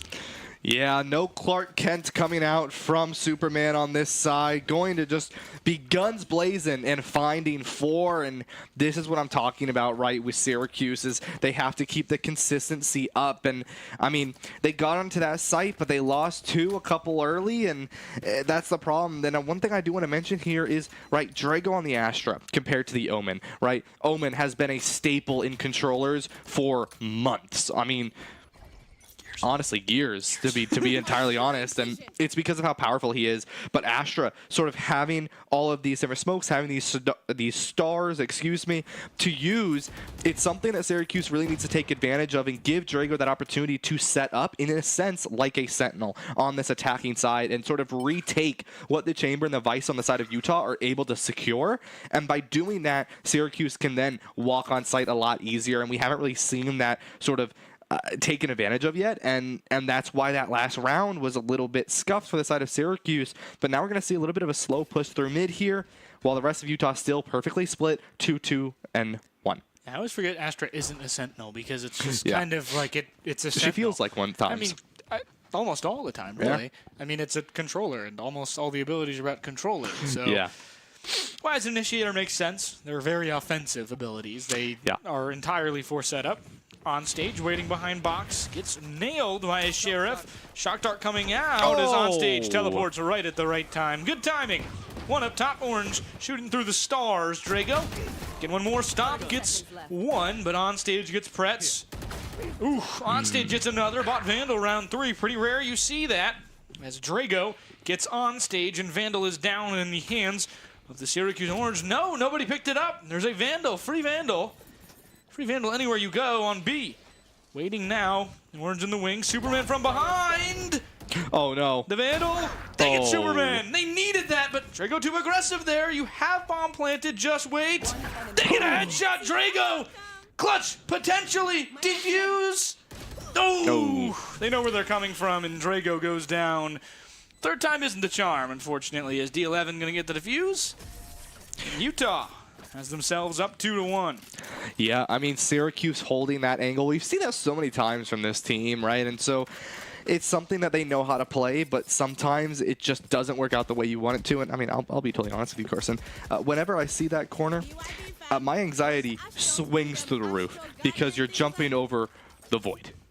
Or the abyss, I should say. And so it's like whenever you're jumping on that ledge, so much anxiety, and I'm not even the one playing the game. And it's like, it's a good hold, but the problem is it's so difficult to win that sometimes because when you're jiggle peeking back and forth and you're trying to get those kills accordingly, if the other team is sort of ready for it and they can bait you into it, it gets really bad. And speaking of, Pretz is able to find one, but a 2-for-1 trade is not ideal for the side of Syracuse, and now they're sort of stuck here in the middle.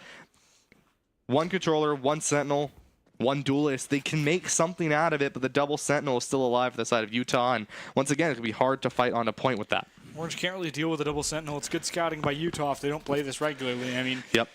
They lost the only game they have won this season against Michigan State was without double sentinel. They went to Abyss, double sentinel happened, and it was over for this Orange squad. 2-for-1 deal earlier, as you mentioned, bad trade at the grocery store for the Orange. It was 1 for the price of 2.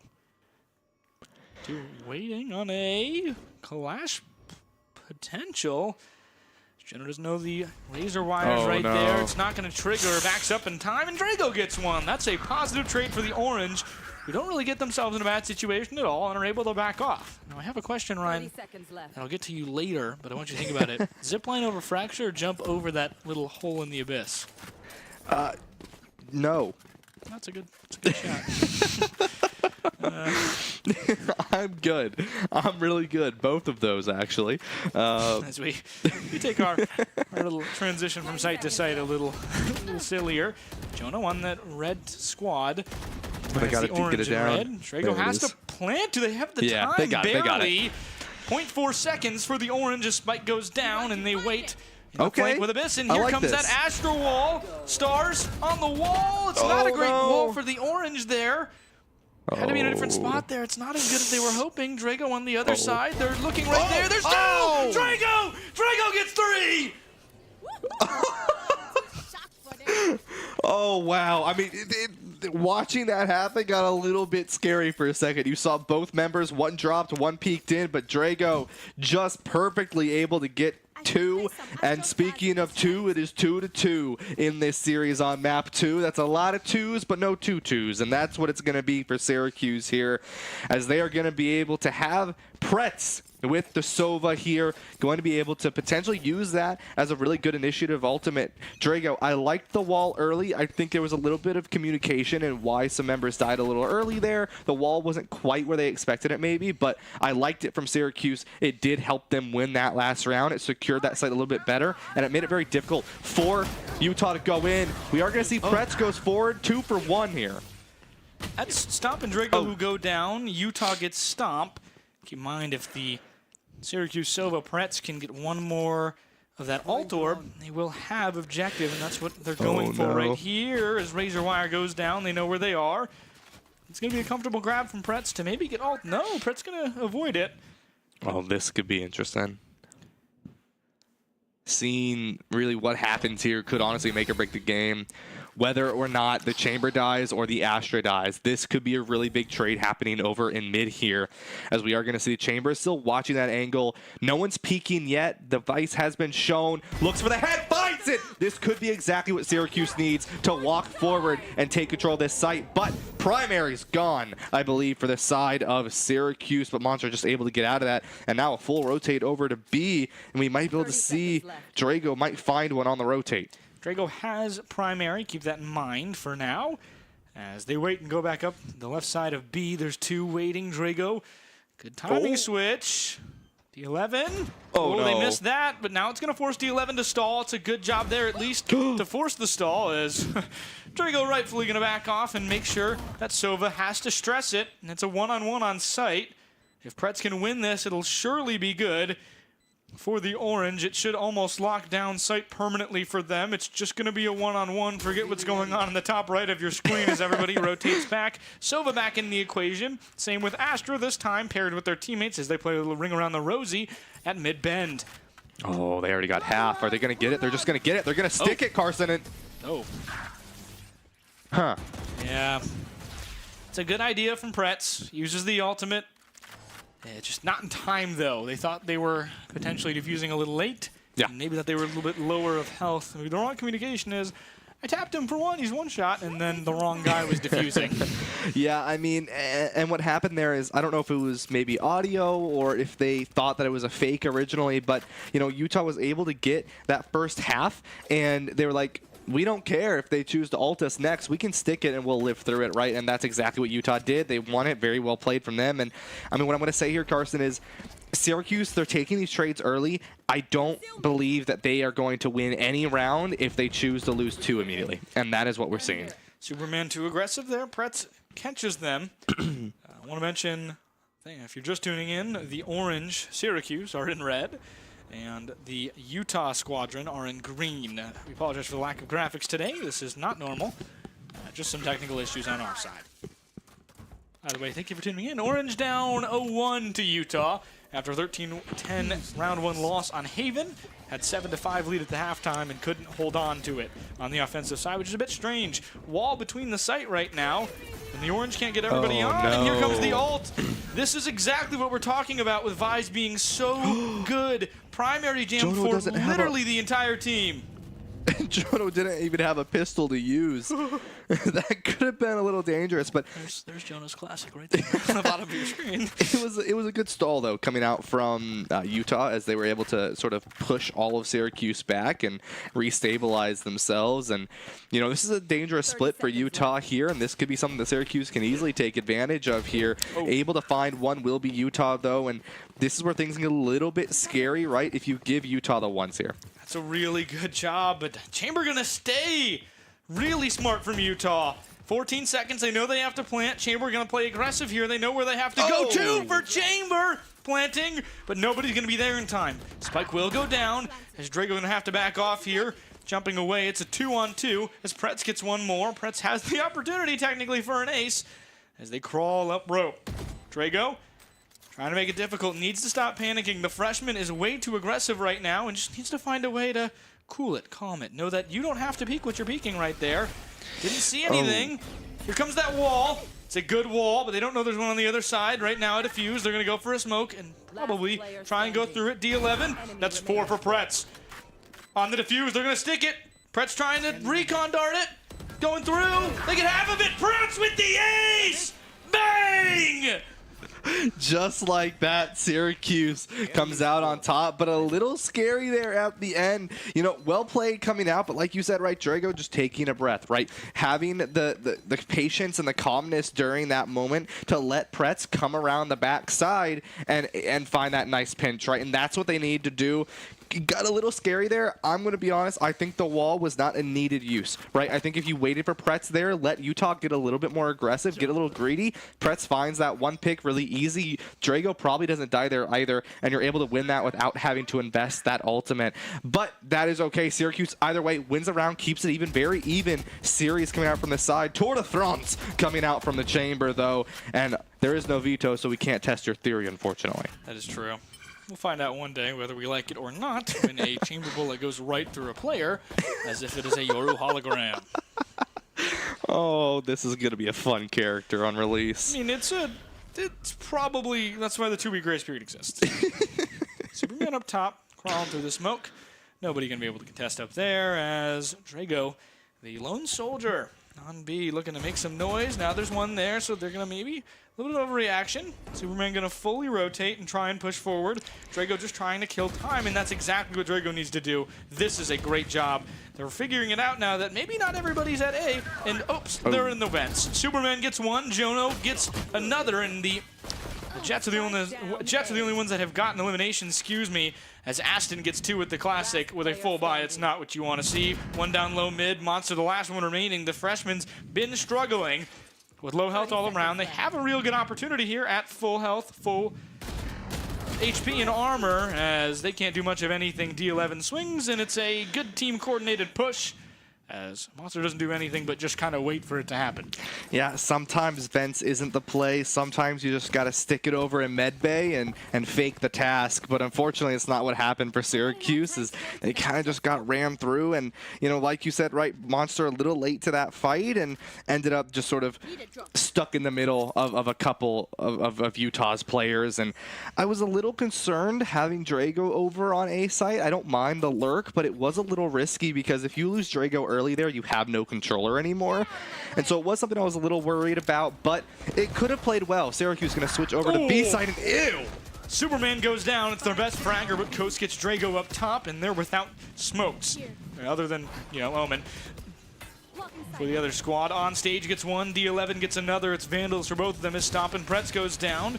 Trying to get Sheriff through the wall. It's just Monster remaining with Jono as both of them lower than half health. Not exactly what you had pictured here as their best fragger goes down. Then the entire other team locks in D11 with 3, and the Orange are down 5-3. Yeah, not great from Syracuse. I mean, they had a great first pick, and immediately they lost one of their own. And kind of from there, everyone just sort of started to straggle and ended up getting staggered out. And Carson over here calling that there was going to be a timeout. He's got the playbook. Carson, who wins this series? Like now? Like in the best? It's Utah. Utah's going to win this game, unfortunately. And you can see it, and unless something changes at this timeout here, it's a lack of decisiveness for the Orange. Yep. It's Monster standing in mid and not waiting for anything to happen and just standing there because they know there's a player down there without the idea that, hey, my entire team just pushed their vents. They were in vents. You have to find a way to have decisiveness, find a way through, do something new, and the Orange must do that. The coach has to tell them that right now is, hey, nothing is working right now the way we want it to work. Yeah. A lot of the games we're winning is just eliminations, and we need to win the util game against Utah. Obviously, you're at a disadvantage, but you have to do a better job as the way they've been doing. Vise, of course, is a more defensive character, and therefore can't really use the full kit on offense in the way they want, which is why Vise is typically kind of shunned. But when you have another Sentinel, it's not a problem. The Orange don't. Yeah. And that's kind of thing, right, is, you know, you have a player like Monster who is on this solo Sentinel, and, you know, you want them to play safe. You want them to play further back because they're the ones who secure your site in the pre-plant, the post-plant, and on the defense. And so, or sorry, not the pre-plant, but the post-plant and the defense. And you can't really lose them, right? Utah has that flexibility. They can sort of throw their chamber out to be aggressive and still have their Vice as that Sentinel to secure on defense. And Syracuse can't really do that, so we see Monster a little bit indecisive, right? Has to hold back before being able to go back in, and that's one of the things that you have to be aware of. We are going to see Hunter comes out from the side of Utah and won't be able to find one, but Drago, that controller down, that's what I'm talking about. Losing this controller, Syracuse, this is so difficult for them to win here, but they have to win on eliminations now. Jono has on stage. That's good for their end, as lack of smokes a little bit for the squad of Utah. Just Jet now, as Sova the only one on A with a rotation from Superman. They wait in the wings. Syracuse going to go back to A. It's an understandable push. There's 4 lining up in a row. See what the Ducklings can do for the Orange. 40 seconds remain.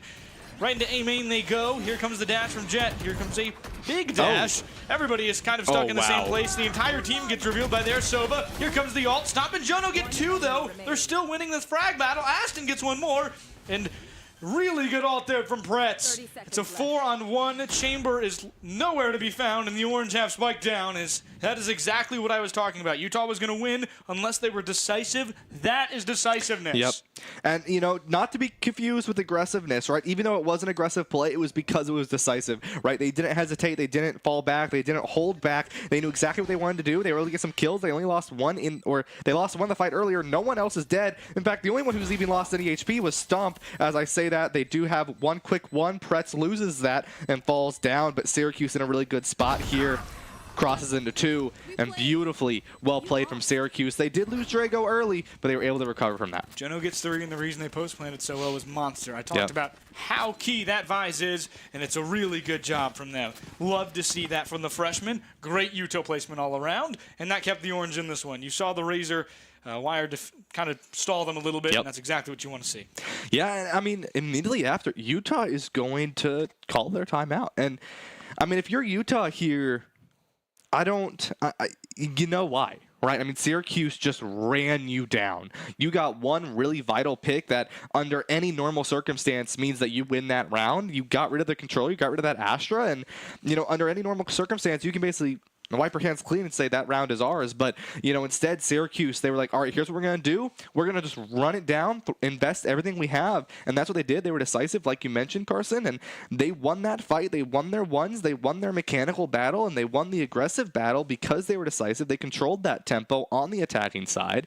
And they got that plant down. They won the fight. And if you're Utah, you're like, oh, wow, okay, take a second, take a breath. What did they do? How do we need to change? And this is what I'm worried about for Syracuse is this has happened before, and Utah immediately switches that momentum. So now Syracuse, they need to be aware that Utah is going to make a change, and they need to be ready to adapt to that, whatever that may be.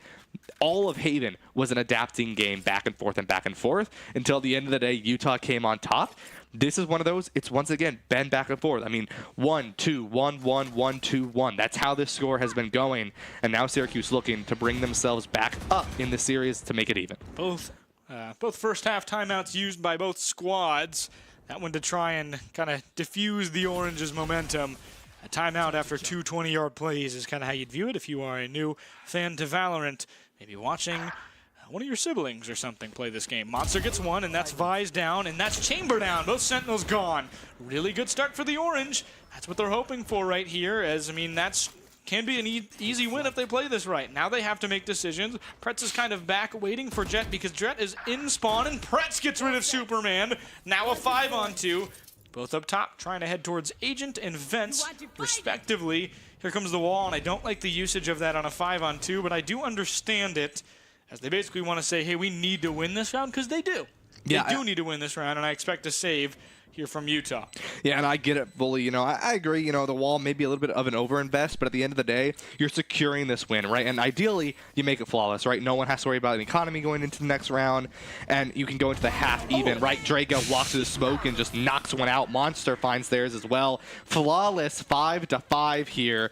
Carson, Syracuse able to bring themselves back into this even after the Utah timeout, and this is what you want to see from Syracuse, right? Both teams are going to have the ability to full buy here, but it will be a force coming out from Utah, and this is where Syracuse could definitely be in the lead going forward if they can take advantage of this, right? Winning this round makes Utah broke going into that halfway point, and it could be good for Syracuse, right? So looking ahead, looking a couple rounds ahead, right? Valorant sometimes when it comes to that money momentum is a game of chess, and if you're Syracuse right now, you're looking to make Utah feel a little nervous in terms of that economy. There can be a force buy and real aggressive here from Utah off the bat for the Honeybee squad playing like wasps out of the Beehive State. Drago alone with Sova Pretz in that B end. As, that's whether they heard me or not, they've been playing more decisive. And that's exactly what you want to see. This Syracuse team, I believe, has top gunplay in the PEC. You have to go out there and tell them, you have to beat me. You have to beat me in the gun game. And that's what the Orange are going to do. Vito's going to work out well for this Orange squad when they play them. And it's something you like to see. And Vise for the Orange has worked really well on post-plant, but they need to get there this time. It's all fun and games. So you see ISO, Yoru, and Vito coming out and with Syracuse for gunplay. But Syracuse going to be a little bit more patient here. Starts to bring a little bit of pressure. Now the util on. Drago finds one. A great way for Syracuse to start. They're decisive. They're on point, and they're going to secure it. The Vice is alive for Monster, and he's going to be able to set up on point as well. Stomp gets the plant down. It's exactly what Syracuse needs. Here comes Chamber, who just kind of wandered in there and got almost a pick, but D11 gets one as Drago goes down, but Monster still around. No more as Koss gets them. Stomp and Stomp get two. As Aston gets one, and the attackers will win as Prince gets the final. It's just trade, and the dogfight continues for the Orange. 6-5 last round before swap. That's what you love to see. Monster really good util usage there with the razor wire to delay it a little bit longer, as Pretz kind of just had a sitting duck there standing in it. Yeah, not only that, Monster using that ultimate, right? Most players probably don't use the ult there. They probably get a little nervous, right? Some players use that Vice ultimate to stall for time or to engage. Monster, middle of a fight, chooses to use it, middle of that fight there, and because of that, right, in the middle of the fight, he knew that he had the ability. He trusted his team, that team synergy that we're still sort of seeing from Syracuse still work its kinks out, and it's getting there now, and with that beautiful ultimate, and it was able to put Utah at a disadvantage. And speaking of beautiful, Jono, a nice headshot, one shot, one kill, D11 falls to the ground. That's what you want to see. Peak together and force them to beat you. Unfortunately, Superman is maybe the best player in the entire league if you are looking at just kind of impact overall to their team. I think Utah might be a way worse team without them. Superman still around, peeking towards mid, but they're going to abandon that plan with the Jet real hot. You know what I'm looking forward to? I'm really excited for Vi's Veto combo ults where you are alone and scared with only a pistol. Here comes the ult from Yoru. Dimensional Drift going to be around to scout. They can come out of that Dimensional Drift whenever they want. As they see one up top, report it to the team, throw down a smoke, come out of the Dimensional Drift, and immediately try and get a pick there as they go down. Stomp on the aggression. I like it. I like when the Orange are aggressive because that's when they're at their best, and they know that. But here comes the ult, trying to even it at 6-6 as Utah. Superman gets Pretz. Oh, no. They miss. Oh, no. Jono, the last, in middle of reload, had to unload the mag to get the last one. And unfortunately, there's 4 there waiting. We'll be outside 6-6 here into halftime. Orange will switch sides if you're just tuning in. The Syracuse Orange is facing the brink of elimination. Down 1-0 right now in this series. We're in game 2. Orange now in green. Utah in red as their native color. Yeah, and you know, Carson, we're here in the sort of 0 stat line at the moment, and I mean, still, players are just exactly where they kind of were, right? Pretz 13-7 here, D11 13-9, right? You look at the players on the bottom of each team, right? 5-9 from Onstage, 6-10 from Jono. It is even across the board from both of these teams. It is just that close. 12-10, 12-9, 8-9, 7-8, 7-9, 6-9, 8-9, and then 7-9 and 6-9. And I mean, these players are identical in stat lines almost, and it really is coming down to a difference of team play. Right, a couple of these rounds have been won off of Syracuse like mechanics, and then a couple of rounds have been won off of players like Superman mechanics, right? And it's coming down to team play. As I say that, Stomp just immediately gets annihilated off of the spawn door, and that's going to be rough for Syracuse. But Pretz on the flank finds 2. Wait a minute! Wait a minute! Almost 3. Pretz gets 2 while Jono gets another off-site. Jono goes down to D11. Pretz going to be really aggressive here. I can't imagine they want anything more than an ace right now. Drago goes down on the other end. Koss is there. Monster and Pretz pushing as Koss gets a great headshot on Pretz. 1-on-3. Spike going down. Up to the freshman now. He's going to throw down that pistol and get another. Pick up the please Sheriff. reload Please that. reload, man. Oh, Okay. here comes another Sheriff. See from their no, you angle, they don't exposed know. yourself. Oh, that's rough. I mean, either way, they're both looking up there, and Monster missed it. It's not a normal place for them to be. I understand why Monster's looking that way. Unfortunately, freshman mistake won't happen too often anymore, as you're like, why were they there? Why were both players sitting down there? Why would they ever do that? Let me tell you, friend, it's collegiate esports. Anything can happen, and anything will happen. Yeah. Yeah, I mean, you know what, Carson? That's a great way to say that because you're not wrong. Syracuse is going to start this behind, and this is, like I was saying, this is where things are going to get really, really dicey because it's going to come down to team play, and Syracuse has had some great moments of team play. Utah has as well, but Utah has been the one slightly better in the team play perspective. Pretz with the frenzy finds 1. That's a great way to start. Good Yoru flash, and unfortunately, Guardian beats Frenzy in about 37 out of 37 times. Gets headshot there, has only had 19 HP, wasn't much of an opportunity there. Drago with the shoulder peek, and that's a really good reaction time from Utah. I mean, that's great players. Spike going to go down on B. Utah likes this B site, and they utilize it against Ohio State. And a great shoulder peek right there. Tells them exactly where they are. Drago has no idea how that happened. Maybe got a color of the other team in that outline, but wasn't much.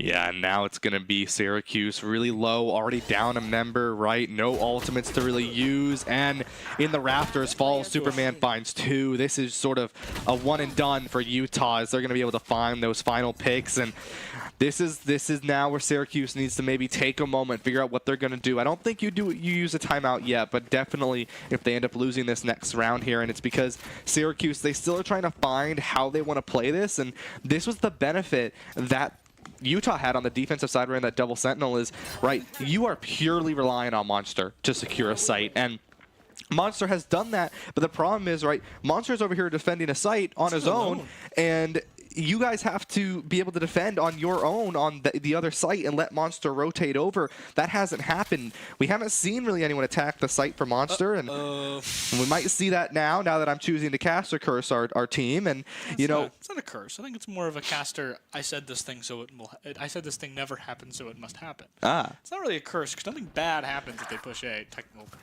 See, nothing bad now you're happens cursing because it. they push A. Yeah? It's because they lose when they win when they push A. You're really trying to not curse this. I really am. I'm trying to keep you there, but it's going to be B, the push. They overreact to what was a very late presence from Monster, or against Monster, as it's a Vi's waiting on A battle before everyone's like, maybe I should rotate. Superman gets 2. It's 2 Guardian headshots. Service is the same as a Scout. With those headshots, gets anybody at full shield. As Monster goes down, and it's 3 for Superman. Again, I feel like I've said that 1 gazillion times. And Drago just going to save. I mean, there's no real chance there. It's going to be a flawless without anybody losing health right now for Utah. Yeah, I mean, if you're Drago, you just want to try to live this. Maybe win a 1 because we know that you can, right? Unless it's Superman, maybe be a little careful, right? Those 1s are a little scary. I don't know who wins those typically, but great one there, but is going to get traded out, and Syracuse is going to go down. I think now you take the timeout, right? You've lost 3 rounds in a row here. You need to make some changes to your composition, and if I'm Syracuse, that change is going to be maybe we split a little differently, right? We make a change as a team to sit better with one another, and maybe help out Monster a little bit more, right, on that site, and punish what Utah is doing, right? Because at the end of the day, they're pushing a little bit too aggressive onto some of these sites, and they're kind of just taking free advantage of some of the players coming out from Syracuse. And so maybe, taking advantage of the Syracuse players, so being a little bit more passive with that. But all of them going to push down B, and it's just 1 member on B site here. Orange don't lose a player, so it is a 5-on-5 retake for them. I should say Drago is still near site, and the retake hasn't started. So maybe not 5-on-5 as bullets rain down upon them. I would have taken the timeout after 2-0 right there. I would too. Half. I mean, you just want to make sure your team is right, and if they're not right as rain after 2-0, they're not going to be, unfortunately. Superman gets the headshot on Monster. There's no trade there, but really low health has the real ability. Aston and Koss get another, and it's looking like a potential flawless. Utah has 18 alive players if they flawless this. Yep, it's a team ace. So Utah, in the last 4 rounds, have had 2 deaths among the entire team. 4-1, or 4-0, 4-0, 5-0, 5-0. It's a rough shout. Syracuse was in good shape that first half, but little slings are slipping here as we call a timeout. Yeah, there's the timeout. 4 rounds, in a row for Utah, and 3 left for them to secure this series here, Carson. And I mean, says it all right now, unfortunately. Yeah, and that's the thing, right? Because Syracuse, they're sort of falling apart as a team at the moment, and that's the problem that they're kind of having is, like, individually they're still winning those 1s, but, like, as a team they're not really trading, and as a team they're not able to retake the site as well, and we've seen that, and it's interesting because they figured out on the attacking side, right? We saw that decisiveness, and that's when they went in, Pretz used the ult, they were able to find 1, we had a jet dash go in, right? It was really, really well played coming out from them, and now it's like they're kind of just stuck, right? They're hitting their head on a wall, and they're doing it over and over and over again, and they need to sort of take a step back, figure out how do they want to do this, right? What are we going to do if Utah pushes in? Are we going to give them the site for free? Are we going to back up? Probably not, because that's what you did on Haven and you weren't able to really contest, right? Do you want to full invest, right? Do you put the risk in and put all 5 on a site? They've been pushing nothing but B basically this entire time, right? Or do you continue to do your split but be a little bit more aggressive, a little bit more oppressive on your hold, right? Keeping your Astra and your Vice on one site maybe while splitting the other 3 on the other site and being a little bit more aggressive with that hold. It does look like that's what they're going to try to do here. I want to see Syracuse be aggressive on this hold. They did switch the sites, though. The Vice and the Astra now being over on B site. I like Vice a lot better on B. I think Vice's kit works better if you can just kind of throw something down, maybe a piece of util on A for your teammates to help and to trigger whenever you need. But overall, I think it's just better for Vice to be on B for this map. So much space is kind of, it's almost always a chokehold on one's part of the map. You can throw your wall down and essentially get a defuse. You can get a defuse if you put the wall down in the right spot, in the right place. And that's what they're maybe hoping for. It's going to be a B rotate. Monster has to wait because the Razor Wire, good util from their Vise. Here comes the sheer trigger that forces Onstage to walk through it. They're down to about 80-something health. Onstage plants. Everybody waiting for the smokes to go is the entire... There's two squad mates of... Two teammates, like Fortnite, of the Orange on A. And Drago going to transition downward towards that retake as they're... I just feel like they're wasting a little bit of time here. And some health as that recon bolt... It's a little... No, it didn't get anyone, actually. Oh, no, it did. Excuse me. I'm looking at it red. Pushing forward, Drago gets one with the Odin. You like to see that. That's a lot of bolts in a lot of small places, and that's what happens. Drago pushing up forward. No ults for the Orange. Stomp gets one. Drago gets another. They have to defuse just about now. Enemies, only a few remaining. That first recon bolt misses. That could be enough to defuse, and well, that will certainly help. Drago with 4 on the Odin. Raining Hellfire, and the Orange find a win after that timeout. 5 in a row for Utah. The Orange finally respond, and you love to see that. I know I've been pessimistic, but this Orange squad really has something special with what they have at their core. Yeah, and I'm really happy to see that from Syracuse as well because, you know, when it comes down to it, I was a little nervous when I saw those 2 members on A site really have a delayed rotate over. Sort of, I mean, they waited until the spike was planted before they even started moving, right? And I was a little worried there, but Syracuse, they were patient. They waited for everyone, and then together they pushed out. Not even that, but they waited for them to split on how they wanted to push. They had some in rafters. They had some coming through that left side, right, in that cubby, and they came out together. And by doing that, they were able to find a really good pinch, and they were able to find that site. Even though it did force them to be a little bit faster because the spike was already planted, they were able to find it. It was really, really good. Speaking of finding it, Superman falls. That's Monster getting Superman, Bottom Fragger getting a potential MVP candidate. You like to see that. You do like to see that. You do. And Monster having themselves a better game, and you like to see that. Yeah. I don't know why I said that twice, but Drago and Monster, the 2 freshmen, they're the future of this team, and you want to see them do well, of course. But Drago really looking like a leader by example, currently top fragging for this Orange squad. Monster contributing very well as a Sentinel. They're paired together at B, and they win eventually with the, hey, you know what? We're just going to pair as we know, and we have known. You two together, us 3 together, and we'll play a certain way. Push is going to be B on that side. Here comes the ult from Pretz. 1 goes down. It's D11. Spike still going to go down. Monster gets 1 more from the top. It's 2 for Monster as the chamber goes down on the Utah side. 5 on 2. Aggression can be used here, but you don't want to get too aggressive. Swing as a team. They're waiting for Drago's Odin to come through in the recon drone. They're focused on the recon drone, but Aston gets 1 up top. It's Monster as they certainly wait. Jono gets 1 with the operator. They're pushing towards the last. Odin gets 1, but can't get the rest. The Orange get the defuse as Pretz finishes the last, and the captain will defuse to bring this game within 2. But you know what happens when you're within 2 after a comeback. This is a weird thing that happens with Valorant games. Yeah, it gets a little dicey when you're in these spots here, and this is where things need to start adding up, right? If you're Utah, you know, you give it 1 more round before you try to sort of shift that momentum. It's a weird thing, right? You look at football and those last few seconds, right? When it's a field goal away from victory and then that one team spams their final few timeouts to try to screw with the kicker. And it's kind of like what happens in Valorant, right? You're so far up. You're 4 rounds up right now, right? You lose 2. Once you start seeing Syracuse get their momentum, then you do a timeout. Right? And you may not even say anything. You just sort of sit there to see if Syracuse can stick it, and Superman is able to stick Jono down, and it's going to start them off negative. Jono has to just fire there at some point. You got to shoot through the smoke. The Orange don't do that a lot, and you see it a lot more in CS because it actually gives you intel if you shoot through the smoke, but used to not. Heartwarming. Change. Stop pushing a little bit on that aggressive side towards A. They know they've been aggressive. But what they're doing is waiting for the Orange to make a decision here. Utah gonna just wait as Stomp waits on that other end. You really like to see just how calm this Orange team is. But one thing to note, every game against Michigan State that they lost, they had been down at least 5, come back within 2. Same thing happened here. They were down 4, came back within 2, and then didn't win another round when that first trend started on Abyss. Stop. Trying to break that curse. Here comes the Jet. They miss, and here comes the ult. Aston gonna nail Stomp. It's going to be a 3-on-5 retake. The most real, I guess, kind of, why am I thinking missing the world?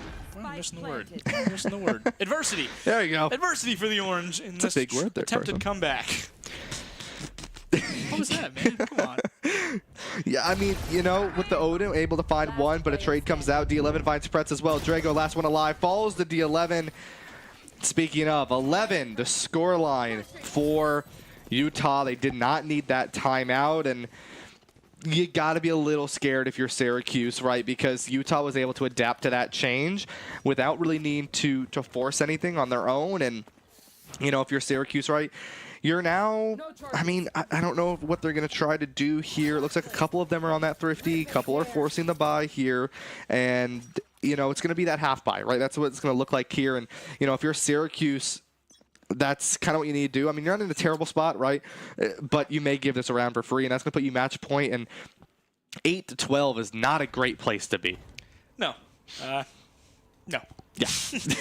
Well, no, but yeah. This is a must-win game. We talk about match point not really being match point because of economy, and that's one of those things. Stomp nobody there, as it's a good flank, but there's going to be just two offenders kind of waiting for them there. Has a shot on that other side, but the A push going to be a bit delayed by, hey, they're going to spawn.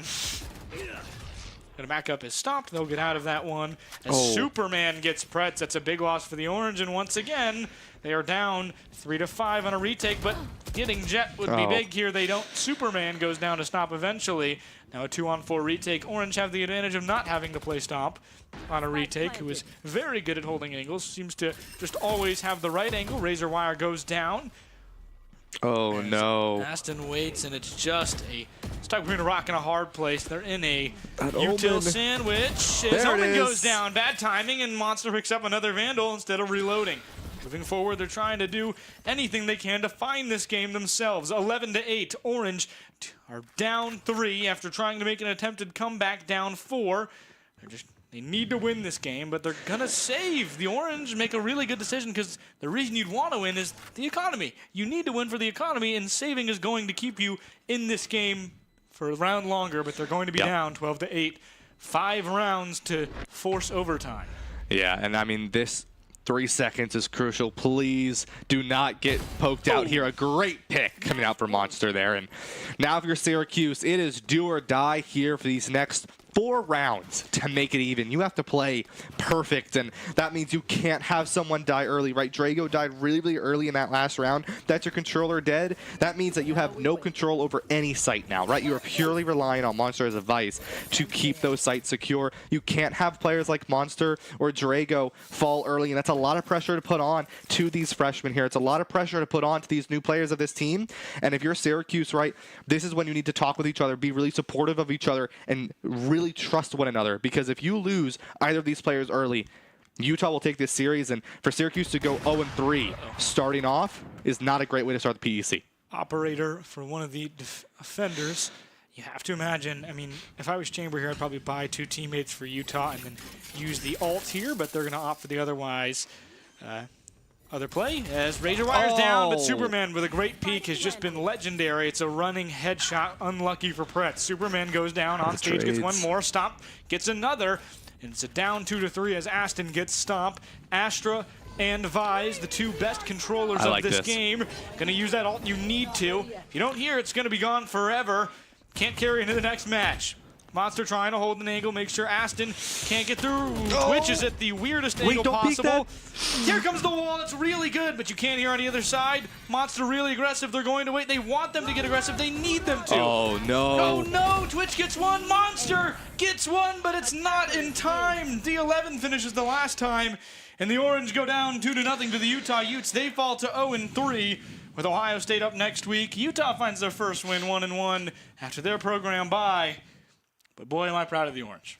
Yeah, I mean, you know, it was a little rough there at the end. And, you know, if you were a Syracuse fan, you've seen these players play. It's hard to watch that sort of thing, right? 13 to 8. Previous game was 13 to 10. I mean, that's 21 rounds played in this one. That was 23 from the last one. You have played 44 rounds here. And, I mean, take a look at some of these highlights. There were some great plays. I mean, some phenomenal plays coming out from some of these players. But, you know, that's the thing with this team. Mechanically, like you said, Carson, probably in the top 3, even, you know, arguably the top 2 in the PEC in terms of gunplay. And that's what this team has going for them. But now it really does come down to synergy. Utah, a team that weren't really winning their ones as frequently, right? Superman definitely was, right? But for the majority of the rest of Utah weren't really winning those ones. Syracuse was, but Utah had the better overall team. They had the better overall fundamental of gameplay, and that's what really sort of was the suffering point for Syracuse tonight. Is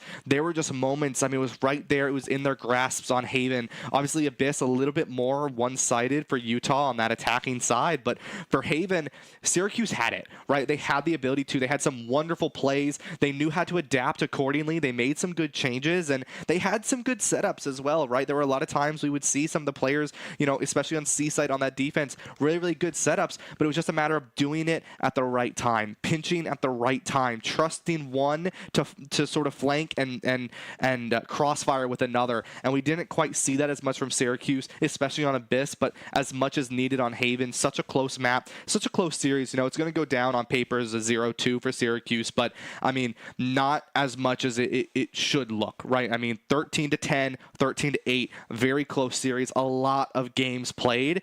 And if you're Syracuse, right, like you said, there's a lot of games you have to play. Unfortunately, they all do count towards the PEC rankings at the end of the year. But if this is where you are right now, right, still trying to figure out where Utah is going to fit in terms of the PEC, in terms of those rankings. But if this is where you are now, going into the next semester, you're going to be a very strong team.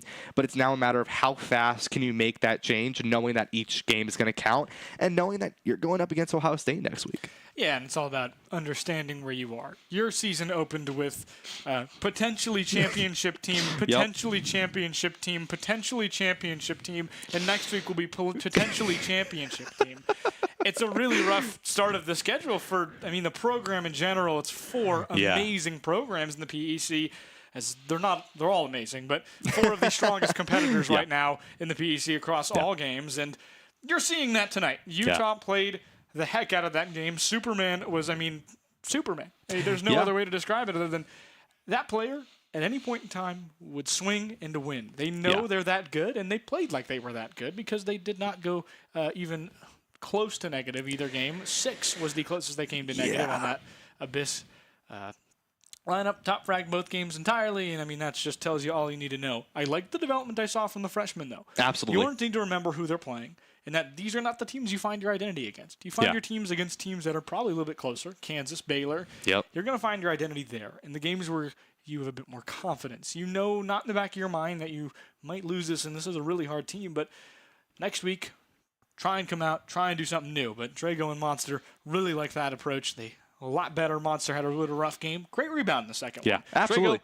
elite. Drago was amazing. Probably my player of the match for the Orange. And like you said, right, Ohio State, one of those teams, you don't want to go into it thinking, oh, no, we're going to lose, or, oh, no, these are players that could easily be the champions of the PEC this year. It's like, you go into it, it's like, they're going to be a tough team. So let's try some things, right? Obviously, this team is a team that is going to punish us for things that, we need to work on. So let's try some things that we're good at. Let's try some things that we're going to normally do, right? Let's use that for practice, for VOD later, right? But then let's throw something unique out there, right? Let's do something that maybe we don't do as much. We saw that today, right? Haven, those first 3 rounds, Syracuse flipped the side. They started on the defense, but, if you tuned in at the wrong time, you would think they started on the attack, right? Because they were literally on the other side playing the attack for the post plant. And so those are the types of things you want to see from Syracuse, is to make those changes and see how they do against those teams that are going to be contenders for first and second places here in the PEC, and really solidify those 2 new freshmen, those 2 new faces with the veterans of the team, and really sort of solidifying that connection between the players. Doing that is going to be the best thing that you can possibly do going forward into Ohio State. Yeah, it'll be next week. I'm unsure of the broadcast schedule for the next week because it's fall break for the Orange. Finally, much-needed Monday and Tuesday off at the end of this week. But I've been Carson Cash, joined with Ryan Blankenhorn. Make sure to check out the PEC website at pec.edge.leagueos.gg. That's pec.edge.leagueos, all lowercase, .gg. Go check out the website. Some great articles there from all around the league, fine standings and all. I've been Carson Cast live with you with PEC Action, and that's going to be all. Thank you very much for watching, folks, and good night.